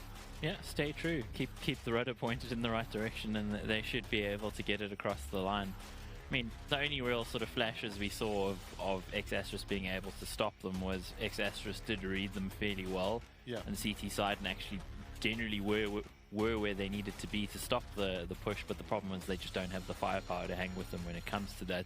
Clown, some great showing, some questionable shots that he was hitting. There's some crazy shots actually. If he hits some more of that, I mean, that could maybe win them a few rounds, but it didn't seem to have any consistency to it either. So, you know, you can't really rely on that, especially considering what we saw out of him last week was he almost went fragless in an entire half. He got 1 kill. So on this map. So it's really hard to bank on him doing what he did on the first map and then say, okay, well, let's hope the other elements in the team sort of get a few more frags, because the history shows us that probably that's not going to be the case. So I think for Big 5, play to their systems, do what they were doing in the previous one. As long as 2 or 3 of the players show up, they got this in the bag. Yeah. So let's look a little bit ahead of the tournament now. You know, not particularly today, but we're looking for the next couple of weeks going forward. There is a break week, of course, after next weekend. So next weekend we'll be back here, but the weekend after that we've actually got a break. Okay. Before the game starts, you know, the Big 5 Goliath Today game, I learned. I would have showed up. You and me both. So the thing is, the Goliath Big 5 game is going to be quite an interesting one because both of those teams are quite strong online. They have a very good presence. They play very good Counter-Strike, etc. And I feel like they're quite evenly matched. Do you guys think that that's going to be the case? And yeah, definitely think it's going to be the case. Isn't it the last game of the season as well? If I'm not mistaken, yes, it is. So that's such a cool setting, just building up to that point, because they're probably going to be both top of the log, maybe even undefeated until that point, which will be the moment that gets dictated as to who's number 1 and who's number 2. Yeah. So yeah, I definitely think it's going to be a back and forth between the two of them until we reach that match and we can actually get a proper decider as to that exact question. So what's quite interesting that you guys have mentioned once or twice now on the broadcast, and most people don't actually know, is that the group stage games are actually just straight up 30-round matches. There is no overtime that takes place. Yeah. The overtime only kicks in the playoffs. Yeah. Obviously to define a winner and a loser. We're not sharing that trophy. Yeah. I mean, this is not exactly the Curry Cup where the Blue Bulls and the Cheetahs kind of lift the trophy at the same time. No. So anyway, guys, enjoy the second map. Let's see how it goes. Yeah. And, maybe Team Exastrus does something useful and win a map. Well, we're going to have to wait and see. They would love to get a point on the board here in the greater scheme of things. Remember, they are still pointless. That was mean. Well, it depends what context you take it in. Yes. I'm going to clip that. They're going to be upset. Yeah, just take everything away from leading up to that point. Just get that moment. That's it right there. Frame it. Exastrus on the T side, getting very aggressive as they go straight in towards the A bomb side. Tuckbook's going to get all the audio cues right now as he roots himself deep in the bomb side. He's going to be looking for some support. Taps down Clown. Nice first frag from him, but that's all it's going to be in the round as Exastrus assume control of the A bomb site. Good control for them here, and DMS on the angle. He should know that... Oh, I was going to say the chicken might actually give him away, but he still gets a kill. Could he get another one? No, is traded by Slowy. Of course, the chickens run if you get too close to them. Both of these players are in the corner of the bomb site. Tianki's going to continue to push forward. Dingo, the only man remaining. That's so awkward. Where is the ditch player? You need someone in ditch in your post plants, especially when you get that control. It's not like they were being contested on the bomb plant. They also went for a very passive bomb plant. So I think it's the man, that guy in the apartments just continued to apply pressure, even though he wasn't fragging, even though he wasn't pushing out. Just his mere presence alone is what forced Exastris into such an awkward position. Yeah, that's a tough one for them, as you say. Generally, on the post plant, you'd want a player in ditch, because the ditch player is the hardest player to actually flush out. So yeah, it doesn't work for them. Could so very easily have as well. Now Deagles all round, they're going to be saving for the third round buy. Of course, they did get the bomb plant, so they'll be able to afford those $700 pistols, but they're going to need to get a little bit lucky, or they're going to need to get clowny. Get a bit clowny with the budget AWP. Thought he may have just been spotted. Oh, there we go. Custom dunks him. That was a lot of damage on the grenade. That did at least 70 damage or so. So yeah, that was quite a touchdown there from Custom. Exastris, of course, this is just an eco from them, so not too much to work with in the round. I'm a big fan of a pop flash through the smoke, which was just dropped right now, and you can almost always bank on the smoke being a factor. Just invest $200, get everybody grouped up behind the smoke, and just pop flash straight through. Maybe catch them off guard, but right now just dry pushing into the bomb site, into a crossfire as well. I'm not sure how well that's going to work out. This is a setup Big Five love to employ. Custom and Slowy, two of them just on top of each other, two different angles, trying to confuse their opponents as they start pushing into the bomb site. Slowy going to get taken down, and this should be a bomb plant. No, never mind. Unfortunately, the rotations have come through too quickly. Convict is there, the first responder, making sure that Shanks isn't going to be able to get a plant down. Maybe Shanks has bigger things on his mind right now. Maybe he hopes he can win the round from this point, but with only 19 seconds left on the clock, and with everybody knowing exactly where he is, it's just a matter of time. You can win those on a retake server, you can win them in matchmaking, but when it comes to this sort of scenario where the pressure's on, it's so much harder to get it across the line. Yeah. Shanks is a very talented player, so I wouldn't be surprised to see him winning some of those during the course of his career, but it's still coming up against probably the second best team in South Africa right now. The pressure is considerable, and Exastris, they could have won that first round. They could actually be in the lead at this stage. Yeah. So that's also got to be playing on the mind a little bit. You had the opportunity, you had the advantage, and he should have had that kill as well, man. Oh, man, then he gets repeat by Slowy, who just absolutely destroys him, and Slowy's not content with that. He wants to go a step further. He needs to be careful, though. There is a player just hiding in the wings, and Slowy's going to push straight into with the USP, and he takes down Clown. Slowy, that's generally not how you approach these sort of situations. Don't try this at home, kids. Yeah, I think that's a pretty good way of putting it. That's why the stream is PG-13, Mike, for players like that. Yep, that was a little over the line, but a lot over the line, but he still gets away with it. He's so skilled. He's so aggressive. They're still trying to aggress actually off this at the moment. Oh no, the flashbang doesn't connect either. Completely misses the mark. That allows for Custom to pick up one before he goes down. Shanks and DMS, the only two players remaining, and Exastris, they've got nothing to show for it. They've barely been able to take banana control. They've got 2 smokes left at least, but they're going to have to commit to be here. I like that Shanks has bought the SG. In fact, as far as I remember, this is the first SG purchase today. He was using it as well on Mirage. Oh, did he pick it up on Mirage? Okay, I didn't see that, but still, it's just not bought whatsoever across the board as Exastris employ those 2 smokes towards Coffin and CT, but Custom boosted up. It's going to be an easy frag onto Shanks and Slowy there with the imminent trade. Big Five not having any trouble dealing with that buy round, and what was the most or the biggest theme in that round from my point of view was just how Big Five bossed the banana duel. That was an incredible amount of aggression out of them as well. And Slowy's play where he just dropped his gun and ran down with his pistol. Yeah. What do you think he thought when he came around the corner and saw a player with an AK there? Somebody died. You know, it's just like, kills the guy anyway. X-Asterisk here just with some upgraded pistols. They're going to be playing fast towards Banana, and it has been a fortress so far. Now Chloe goes down immediately. They need to chase Custom down here as quickly as possible. And they are going to be able to, and that actually blows things apart, Matt. Yeah, that really does make it a bit more difficult, or a lot more difficult, rather, for Big 5. X-Asterisk able to get the bomb across onto the site as well. Hasn't gone down just yet, which means these remaining Big 5 players have been able to get into a position in which they can make the retake happen. Oh no, I thought that nade was going to take them down actually, but it bounces off the wall, so... Oh man, if only that incendiary went towards family. There's going to be one now, but nobody to reply off of the movement that it's created. And Big 5 taking their leisurely time as they start to make their way towards this retake. A smoke going to be blocking off the back of the bomb site from Convict. A flash to follow up as well. They don't really have the time to work here. Those Shanks up close is going to find one. Someone needs to get onto the defuse though. It's just taken too long. DMS shuts down Tuckbook, and with that, surely X-Asterisk win the round. Yeah, that is in the bag. Tianqi just trying to do some damage here, but all players will go down because of the bomb. Both of them, in fact, that were still close there. Yeah. So that is the round. DMS survives.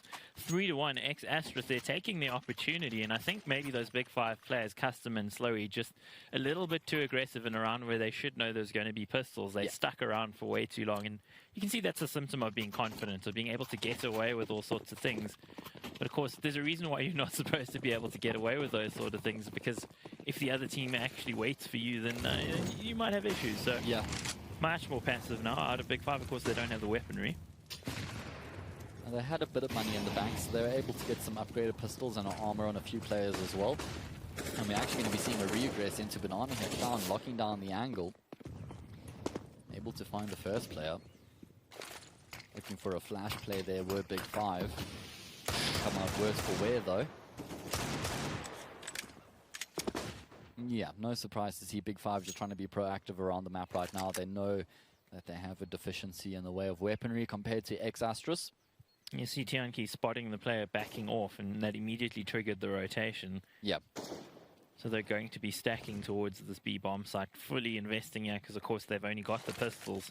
And they do have a few nades to actually hold them off. So this could frustrate X-Asterisk, because they're all cooped up here in Banana, and they're going to be walking into a pistol stack. This could be bad. Tianqi has another smoke as well, so if Big 5 are capable of really pushing the clock down later, they may be able to force X-Asterisk into such an awkward position. Convict's going to reaggress off the back of a flashbang. He gets really close. He finds himself one, he finds himself two, looking for a third. Eventually, he runs out of ammo. Badger taking him down. X-Asterisk, they're going to have to be pushing into all these pistols. Shanks, he needs to go massive right now. He's able to find the first. Surely he can't get anything more. Completely blinded up. It's Custom and Tuckbook who find a frag apiece. Dingo, the only player remaining, only has 1 point of health, and he's going to go down to Tuckbook as well. Big 5 making the magic happen. So are you, Matt. That was impressive without a breath. Thank you, bro. Oh, Convict, yeah, pushing up close, gets 2 and actually dinks the third. Unlucky not to actually bag the third, but only 12 bullets there to work with. And he needed to do that, actually, because you could see Big 5 now fully invested on staying on the B-bomb side, of setting up shop, pitching the 10s. Of course, they've got no information. They've got no way of knowing that X-Asterisk maybe hasn't backed off, so he had to go for a little bit of information. Yeah. And he found more than he bargained on. In fact, he got all those kills. That was huge. That was the play right there, which set everything in motion. And that's going to be heartbreaking for X-Asterisk, Mike. I mean, now they got Big 5 into eco territory, and they're not able to capitalize. And the aggression again coming out from Big 5 towards Banana there. Custom and Slurry getting the 2 kills. I like the double nade there towards Logs. That was really nice out of them. Don't see that as much as we used to, so I think maybe players are more prone to go there again, because it's not employed as much as a couple of years ago. So X-Asterisk going to try and make it happen towards the A-bomb site this time. Got a couple flashes, excuse me, 1 flash to work with. And Big 5, they've got all the information in the world right now because Slowy's posted at the top of Banana with the AWP. And X-Asterisk going to try and get a move on here towards this A-bomb site, see if these Desert Eagles can find an opening somehow. Scouts in the back line as well. Not the most ideal weapons to work with, but Badger finds one. So does Shanks. All of a sudden, this becomes a bit awkward for Tuckbook, who's got to but yeah, never mind. Well, Tuckbook up to the task, as it were. Yeah. So, well, I don't think they expected another player to be in there, because you saw them showing their back to him. Yeah, is one of the things that could catch you off. I wonder if we're going to actually get a pause here. I'm hearing some chat going on. Maybe not. Maybe just commending what Tuckbook did. Or curse you, Tuckbalk. Yeah, something. Well, less PG than that. I really miss the days when we had player chat, when we could actually see it all on the stream. Pretty dangerous though for TV, let's be honest. Yeah, that's true. You know what was my favorite just quickly in the start of this round was when we could go back and listen to the players' team speak after an event or something like that, or you could listen to it live anyway. We're not going to be having much time to discuss that right now. X-Astros is getting very aggressive towards the top of the middle, taking control with 4 players. And they successfully take that control away from Big Five, which now allows them to move around more freely. I like this play here. After taking that control, Big Five, they take Banana. But X-Astros, they say, hang on, we're not committing to that one. We're going to be coming back for Slowy now. Smoke off the top of Banana, deny him that information and control, force him onto the bomb site, which then in turn forces Custom to rotate back to the B bomb site. So he's certainly racking up some kilometers on his Fitbit. Oh, Clown actually managing to get behind them here. And the rotation hasn't been convinced by this from the A side. And actually now, as I say that, Tianqi getting a little bit too aggressive. Convict on the angle gets the player through the pillar as well. Slowy pushing off as well. These Orcs wreaking havoc, but finally Clown comes into it. Yeah, I think X-Astros, are they going to go to the A-bomb side? I thought they would have immediately gone to B, but Convict, he misses that first shot, and he is dead meat after missing that one. They're not going to expect Tuckbalk, surely. Again, he's got a job to do here on the A-bomb side. He finds the first player, trying to plant the bomb in the corner. He's going to get flushed out by this incendiary. Going to have to commit to the push, and he just commits to his death. Now only one player remaining. Tuckbalk, he just needs to buy time for his teammate to come to the equation. Yes, Slowy got a bit nervous after he missed that first eagle shot, but he's going to connect in the end, and Big Five win the round. His post plants have been really problematic for X-Astros. It just seems like they don't have quite the communication or really the inkling of what they need to be doing. Because they're not really finding space in the post plant. That's one of the things you don't want to be stuck on the bomb site. You want to find a little bit of space to work with so that you can get your frags and so that you know that you're covered. Because the problem is if you're all grouped together, as we've seen from them a few times, especially in that A bomb site, you can't really cover each other. I mean, you're just peering over boxes. Chaotic at that point. Yeah, it's unfortunate because I really think they could be on 3 or 4 rounds at this point based on the early advantages they've had, but these post plants have let them down, man. I think they've only won 1. Yeah. Well, because of 1 on the board, but it was actually a post plant situation that they managed to win. And it still went down to 1v2, which is kind of crazy considering the advantage they had. Now, not checking the corner here, Convict just hosing them down with bullets. Yeah, need to check your corners as you make your way forward. Convict punishing them, hopefully teaching them a lesson as well. DMS on Badge and Badger, only 22 points of health between them. Add Clown to that, you only got 65 points of health between the remaining 3 players here. Oh, they nearly line up for Slowy as well. He could have gotten a 2 for there. Only walks away with 1 in the end and not seeing, but which would have definitely told them that he was there, but in the end decides to give up on it. He's a veteran, of course. Looking at the scoreboard, 10 on Slowy, 10 on Tuckbalk. Yeah. We've certainly seen the highlights out of those 2 players, Matt. Yeah, we really have. Custom has 8 as well, so between Custom and Slowy, they've been getting a lot of frags towards this B bomb site so far in the first half. Got it on absolute lockdown. One might call the B bomb site Alcatraz at this point. What, retired in a museum? Well, that's not really what it's looking like right now. Maybe Alcatraz 50 years ago? Yeah, Is that a bit more accurate? I think that would be fair. And Al Capone was a resident, you know? Yeah. Indeed he was. So, X-Astros just on a mere eco around here. Pistols across the board. Some armor on a couple players as well.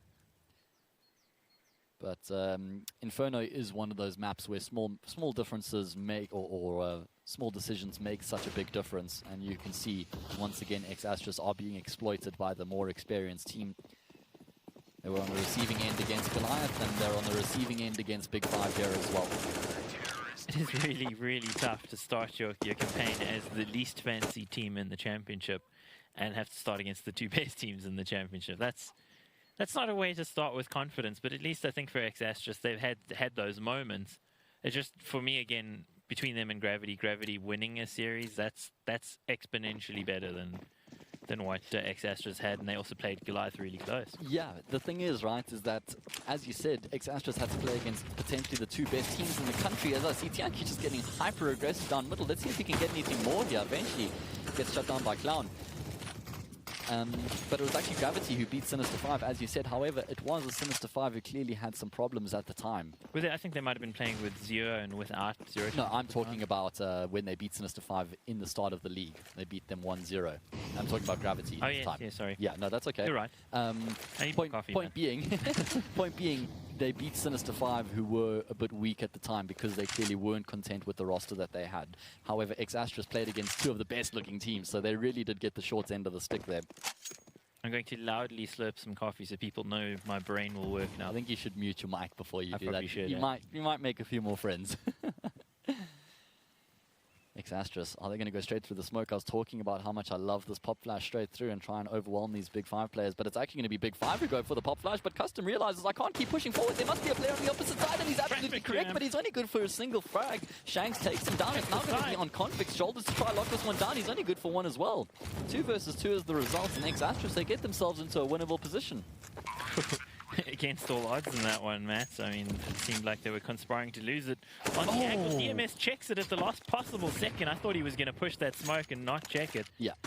Now that makes it very doable. Takbok, probably the best clutch player actually on this team in a lot of ways. Let's see what he can do. Cat looks very optimistic. Matt, what do you think? Takbok's taking quite long to get this incendiary down, but it's actually going to be a fruitful one as well as he gets Shanks. That smoke is covering DMS completely. Takbok, oh no, if he had stuck the defuse, he may have won the round. Unfortunately, there's just not enough time left. Do you think he would have got it there? Was there 5 seconds between there and him going down? Yeah, I think he might have had it. There would have been a hair in it, but well, 8-2. It's more than a hair separating these two teams on the scoreboard, but small degrees of separation between winning and losing that round. Exastrus come out on top. Last map of the day, Matt, in Matchday 3 of Evetech Champions League. Thanks to everybody for joining us. And thanks to Evetech and Lenovo and Legion by Lenovo for making this possible. Thanks, guys, for supporting South African Counter-Strike. And thanks to you for watching. Slowy don't say thank you. He takes what he wants. He's a forceful young man, Matt. Yeah, he's not going to be polite in his approach, that's for sure. Exastrus really need to string some rounds together here on their T side. It can't be the scenario where every time they win a round, they just immediately lose the one thereafter. Need some consistency, some momentum. Need a platform to build on. So he's kind of like that auto turret in Team Fortress 2, you know, it just sort of pops up there and shoots things automatically. Yeah, gets it on lockdown. Yep, he just plants himself and swings around and knocks things over. It's just, it almost feels to me like I know they've actually won their 2 rounds for B-Bomb side, but the fact that they've persisted as much as they have with B-Bomb side is probably why they don't have more in some ways, because Slowy and Custom have been so good. As I say, that Custom goes down. See what they can do. Slowy misses a rare shot. Clown actually gets a double there, man. Yeah, great stuff from him. Trades up for the AWP as well. Slowy, he was in a one-and-done position there, considering his teammates had gone down. Being so close with the AWP, not ideal at all. Oh, the flash goes a bit too far. It just going too deep means Clown has a clear angle. It's now going to be a 2 versus 2. As Convict, he gets Clown completely blinded up there. And these remaining 2 players, they're rooted into the back of the bomb side. In fact, now they're both on top of each other. That becomes very awkward. Convict is going to have spotted out that last player. Tianki doesn't have a kit to work with. I'm not sure if there's one on the sides or not. And Shanks is going to be able to take him down on the angle. He must have been quivering in his boots. Yeah, he must have been. I don't remember what happened last time he was in a clutch. It was a 3v1. He just had no chance. Yeah. There he had every chance. But it's going to play on your mind where you've not been able to get those across the line previously. Thankfully for Shanks, he does. I do have to point out, Clown there with 2 kills enables that. Yeah. But then his crazy aggression just in jumping out into the open. I mean, a flash caught him, but even if the flash didn't catch him, he was flying through there. He was going to die. Yeah. Maybe a bit too overzealous there. DMS under a lot of pressure does go down in the end, but surely the round in the hands here. Well, they could get shot in the back here. Slowy's got the AWP. Oh. Slowy has got the AWP. Ladies and gentlemen, hold your breath. See what he can do here. Let's see the man at work. Oh, he's going to go straight into the bomb side. He spotted the first, just misses the no-scope. Oh my goodness gracious me, that got way too close. Man's got movement. Yeah, he certainly does. He got there way quicker than they're expecting. Abusing a mechanic in the game called bunny hopping. It's a very, very difficult thing to do as well. So, especially in a match situation. You can do it on a server on your own, but try to do it while people are shooting at you. Yeah, and when there's stuff at stake as well. Yep. 8-4 here. X Asterisk now getting a few on the board. The half win still with Big 5, but X Asterisk, if they can get a little bit more here, they could actually be in with a shot on the CT side. I still do think they probably left three rounds behind that they could have won. Oh, the crossfire here only actually going to yield a single frag. That's a great result for Oh no, X the bomb's Asterisk. out in the opening. He's still got the angle on lockdown, and he's going to get a third. Oh my word, he punishes X Asterisk in the most... Oh man, that was insane. The bomb gets dropped. Tuckbork, well, he's not going to pass up that opportunity, is he? Again, I think getting experience out of X Asterisk. They just, you saw the two players push through the smoke without securing the bomb, without realizing it's lying on the ground. Not great out of them. I mean, Tuckbork did exactly what he needed to do, and great play out of him. But the X Asterisk team there just dropping the ball, dropping the bomb, as it were. So, yeah, I think that was maybe the moment that seals X Asterisk's fate in this particular half. They'll only have a bye in the next one. We didn't see too much out of them so far when it's come to these pistol buys, these money equalizing buys or force buys. They've generally been pretty quiet. So we don't really anticipate too much here unless Clown's able to find something, just blasting away through the smoke. He is a bit of a smoke criminal, man. Yeah, well, he's on X Asterisk criminal, so no surprise there.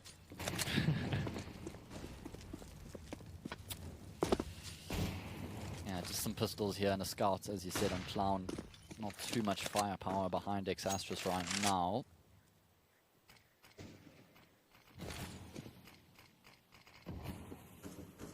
Yeah, really unfortunate that they weren't actually able to make that round a success. They were looking pretty good, they were getting some momentum, and as soon as they find that, immediately they get shut down. And that was the case on Mirage as well, if you can remember. On their T side, they picked up a couple consecutive rounds, and they weren't able to make it work from there. So, yeah, it just seems like Big 5 are consistently shutting them down when they do get that momentum, which is a sign of a class team. Fragging list as well. Slowey also doing great. We've seen great moments out of all the players, yeah, actually, for Big 5. Yeah, got a question in that last round, Matt. What kind of belief do X Asterisk have in their own abilities that they're going to throw a smoke down and just all run through it without throwing a flash or doing anything to dissuade those players? I mean, do they believe in the Loch Ness Monster and UFOs and Area 51? Maybe. I mean, that's some unshakable belief to just run through a smoke. No, I completely agree with you. It is actually indicative of their self-belief. Yeah, that's a good point, Mike. Well, good for you, but it didn't work, did it? So I think maybe just using some of the utility a little bit better. That triggered me, I must be honest, man. Yeah. So I've seen better out of them so far. Let's hope we can see a bit better out of them on the CT side. And that's the frustrating part, is we've seen them do better. So why revert to those sort of strategies where you don't really give yourself much of a chance? Anyway, new half, new me, that's the saying, right? Yep, let's see what X Asterisk have in store. They certainly do have some aim on some of these players, and in a pistol round like this, a lot of it does come down to that. There are some random elements to these pistol rounds. Indeed they are. Quite a passive approach here from Big 5 after being slightly aggressive and taking that initial control. X Astra is starting to explore towards Banana, so they're going to have a lot of information. That information's going to be a bit outdated though, as Big 5, they're going straight into the A-bomb side. And even though X Astras find the first 2 frags, Big 5 say, it doesn't matter, we've still got this with the remaining 3. They trade it out, they go one further, they get the man advantage, and now it's on Dingo and DMS to try and keep their team in this match. If they lose the pistol, surely the game will be lost soon afterwards. The nail in the proverbial coffin, except on this map there is some coffins actually over towards Louis. Yeah. Of course, got some coffins over towards the B-bomb site, so if we could get a transporter, guys, we just move these over. Yeah, exactly. Just I know a guy sort of moment. But that was a 3 versus 5 for Big 5, and they win the round keeping 3 players alive. Don't know. Yeah, things are going a little bit bad here for X Asterisk. As I was saying in the previous half, it really looked to me like in post plants, had they managed to get a couple of those across the lines, there were 2 or 3 rounds that they could have actually gotten there. And it might, if you'd ended up with 6 or even 7, they would have been pretty well placed. The problem here, of course, with only 4 on the board, they don't have that headroom. They don't have enough to actually build up a buy after losing the pistol. So this puts them in a situation where they have 1, maybe 2 chances with full rifles against the team that's been displaying some amazing aim. So I guess again for us it's just a little bit of frustration from watching X Asterisk, because the pieces are there, it's just they don't put them together with any consistency. I do think a lot of these players have got a bright future, Matt. Yeah. completely agreed with you. That's not what we're questioning right here. Anyway, we're going to be seeing Big 5 commencing their executes onto the A bomb side and not really having much trouble in shutting down those defenders. But as I said, we're not questioning their ability right now in this conversation. It's more just about the way that they're going about approaching their game. And yeah, we want to see them succeed. That's the other thing. That's why we're frustrated. We just know that there's those flashes of brilliance. They just need to burn a little bit brighter. Meanwhile, Big 5, well, they're supernova at the moment. They're really bright, and it looks like we're odds on here for another victory for Big 5 to take the series 2-0, 13-4. See a save out of X-Astrus, and then, well, should be the buy. Yeah. I'm just doing a little bit of internal maths, thinking, I don't know why don't they have a buy? You know what I mean? Yeah. They go for the force buy then? I think they did. Yeah, I missed that one. I suppose the CT side of Inferno is one of those halves which you can come off better with a force buy, but considering they've got so few rounds to work with, it's not really the ideal choice. Yes, but there we go. Yes, putting that 5-7 to great use there. He finds himself 2 1-taps, and that's going to be forcing Big 5's hand. The remaining 3 players, they're going onto the A bomb side where they actually have a one-man advantage as Slowey leads the charge. He spots out one of those 2 players, but there's another one in the apartments, Mike. He hasn't shown himself just yet, and he hasn't been spotted out, so he certainly does have the element of surprise on his side right now. The problem is he only has a P2000, and Slowey's going to find him as he gets aggressive. Massive frag there. Now, great work out of Slowey, and you can just see him being so proactive, moving around, using the mobility and the speed of that SMG to actually clear the side out. So Slowey doing exactly what he needs to, and that's, well, pretty much the story of Slowey's day so far. He's been doing everything and more to give his team the advantage. There we go, gets another 2. In fact, somehow DMS with a 5-7 gets a quad kill. Yeah, that's what I was just thinking. The ace clutch was actually potentially doable. I was writing him off there. I was talking about how great Slowey is. Slowey's great, but DMS is like, hello, I am still here. I'm trying to think what I can say that he can hold that's not like trademarked. Yeah, holding on to something. Hold my alcoholic drink. There we go. Non-alcoholic, I don't know. 14-4, yeah, Big 5. Well, they're going to be celebrating with all sorts of drinks after this one because they've been having a good time so far. X-Astrus now with the buy. Last chance saloon, yeah, I'd say, Matt. Yeah. Last chance saloon indeed. And yeah, I mean, CT side can't even get that bomb plant to try and beef their economy up. It's literally do or die right now. At least they do have everything they could hope for. Got that AWP. They've got up the full M4s across the board. Doesn't look like Big 5 are going to be too complex in their approach right now. 3 players are going to be bursting out of the apartments. 2 players coming up middle. Shanks, he's completely blinded. He's got too many targets to aim at. He's eventually going to be able to take down 2 of them. That's Custom and Tuckborg being put into the grave. Slowly. Oh, man. Missing that shot, but it doesn't matter because he gets burnt out regardless, and he's still got a bit more work to do here with the AWP getting juked back and forth. Eventually, he's going to connect on the most insane flick shot. And a 1 versus 2 ensues. These 2 remaining X-Astrus players are going to be slightly nervous in their approach right now as the bomb gets planted. Slowey does have to get aggressive on an angle here to actually get one of these players, because with an AWP, it's very difficult to get 2 kills if they back each other and they come at the same time. So, but he's been able to get back towards Boiler. That means he can take these 1 versus 1s now as he pleases. In fact, he's not even content with that. He's going a step further. He wants to push all the way into the apartments. He wants to catch these players off guard. He spots out the first, but he missed the scope. He's going to connect on the no-scope, though. He does indeed. Oh, no. Dingo gets off the defuse. Even though he's got the kit to work with still, he's going to be trying to take the fight slow. He knows that the defuse isn't being stuck. He's figured out. He takes Dingo down, and this man has a big brain. Wow.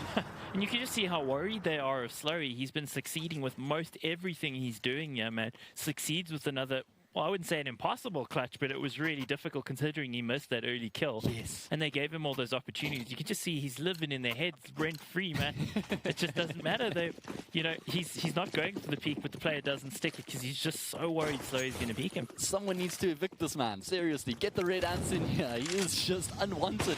You can't stop him. Another one. Yeah, another one. Slowey just doing Slowey things at this point. Really good to see him just performing at this level consistently, though. Hey? Especially on the T side. Especially on the T side. Really great stuff from Aaron. So, let's see. Can X-Astrus keep themselves in this game? The weaponry wouldn't say so. But they do have a hope and a dream right now. At least Dingo has been able to take this deep banana control, which means they can cheat the extra player over towards the A-bomb site. Seems like that's going to be the choice of sides right now for Big Five. 4 players going up middle. Shanks shuts down Tuckborg. That's one of the areas of attack that's now been taken out of the arsenal for Big Five. Going to be one-dimensional at this point. All 4 players, they're just going to push forward and rely on the brute force as the flash leads them in. Greets Exastrus and wow, greeted with a hail of bullets is the end result there. Convict taking down both of those players, Dingo and DMS, to try and keep their team in this game in the 2 versus 3. Surely they're not going to be able to make this retake happen out of all of the opportunities they've had so far in the game. Slurry, nice little detail to throw that flash so that he can get up on top of the bicycle and maybe get a free shot. Does take a few, gets the hardest one, of course he does, Slurry. Yeah, if that's not indicative of Slurry, I don't know what is. He gets the hardest frags consistently, but then maybe just makes a bit of a meal of the easier ones. Guy is an animal, 27 kills for him, Convict and also. 7 deaths as well, by the way. Oh, 7 deaths, Yeah. That is some domination. Yeah, Big Five. total domination. Total domination. Yeah, pretty much a total clean out there from them. Kind of expected, I guess. You Called know. it. Yeah, you definitely called it. But I mean, just kind of like assessing that, it was definitely Slurry there. Like on the end, that was a great clutch with him in the AWP. Definitely deserved that round and, you know, kind of closed off the win there for Big Five. If there was then any wind left in Exastrus's sails, that clutch just tore the sails blew him down. out. Yeah. So I mean, you know, just speaking from an Exastrus point of view, I saw Clown, DMS, basically like the only players that really kind of stood out there. Not really as much as we wanted them to. But obviously going forward now, I'm hoping, you know, they've taken some experience from this game, you know, taking on the other teams like Sinister 5 and of course Gravity Gaming, which is one of their games tomorrow. Yeah. Actually, they've got a double this weekend. I'm excited for that one. That's going to be a very good match. There's also a really, like, extremely great game tomorrow, and that is How great Goliath is it? versus, like really good I want you to build it some more there. Okay, we got it. Goliath versus who? Energy. Oh, that's Energy Sports. So also big game, and I think that's kind of the almost, how do I say, the second most favored game to watch in this ECL. You know, besides Big Five versus Goliath, you know, Goliath versus Energy is kind of the second best game. one of those games where you see Energy in previous years beat them consistently, and you know Goliath have now kind of broken out of that mold of getting beaten down by Energy in finals. That they're winning the finals now, Exactly. which is great to see. The only problem, Matt, I think, is that you know Energy with the lineup change, are they going to have the cohesion for this Goliath side? You wouldn't expect the answer to be yes, but maybe just from the raw firepower, they can catch them off guard, put them on the back foot early on in the game, and just try and work from there. But I agree with you. On paper, Goliath should be the favorites heading into that game. It's going to be super interesting seeing the man moving into the team. That's exactly what I was going WOG. to get at as well. He's got that X factor. He certainly does, and he's been in the scene for so long, and he's still so young, which is great to see.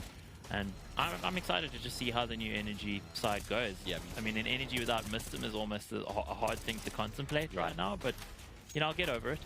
I think Kanye brings much needed experience to that team. They really needed a stalwart to just make sure that all the young guns knew what was required of them. So I think Kanye was a perfect pickup as well. All right, so before we get to the log right on the end and the schedule for tomorrow, there's something that I want to mention for the viewers out there. We got a little bit of a social media challenge for the people out there. The person that can tweet the best meme regarding Extremes' hat, Oh, right?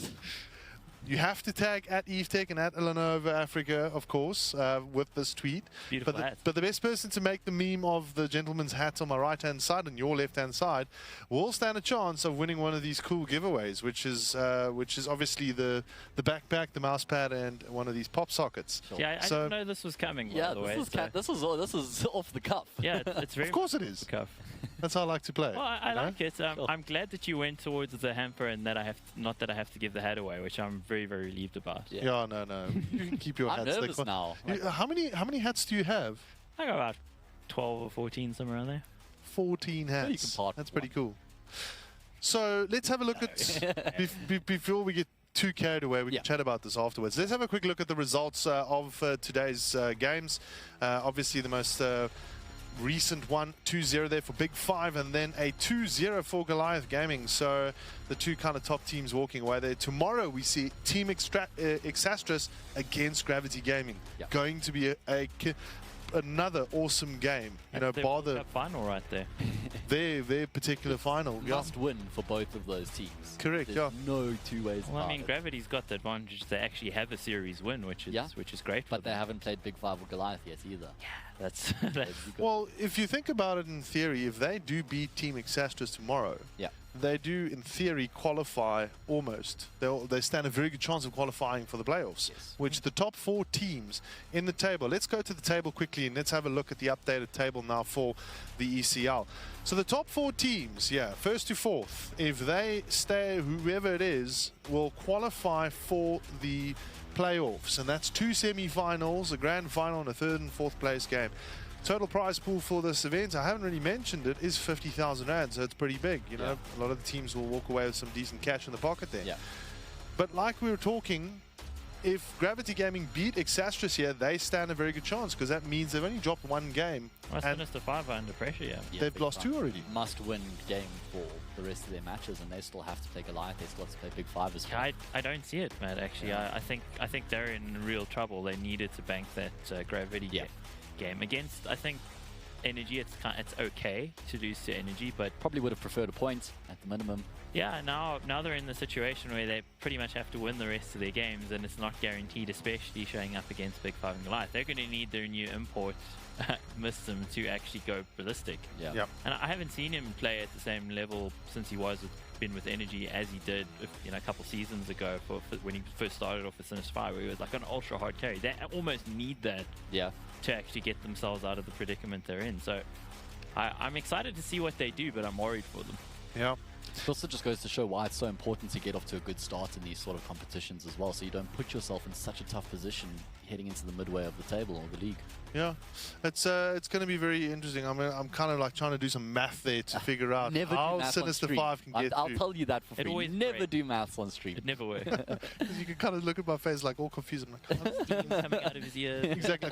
Yeah, but anyway. Looking at you, waiting for some conversation, you're just like deep enthralled in the maths. Yeah.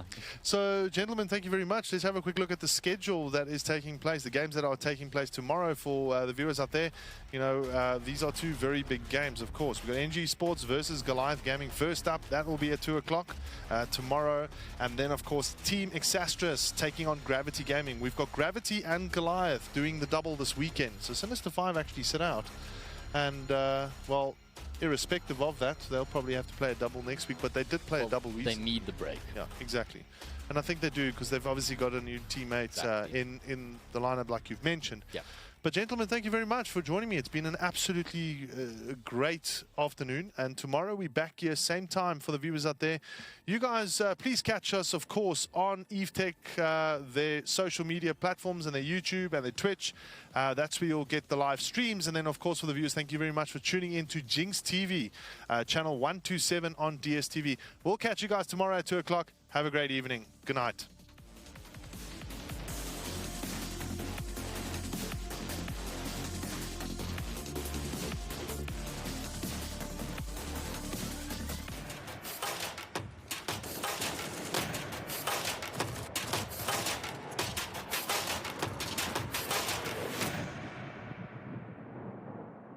The lineup, yes, it does. It's an important lineup here.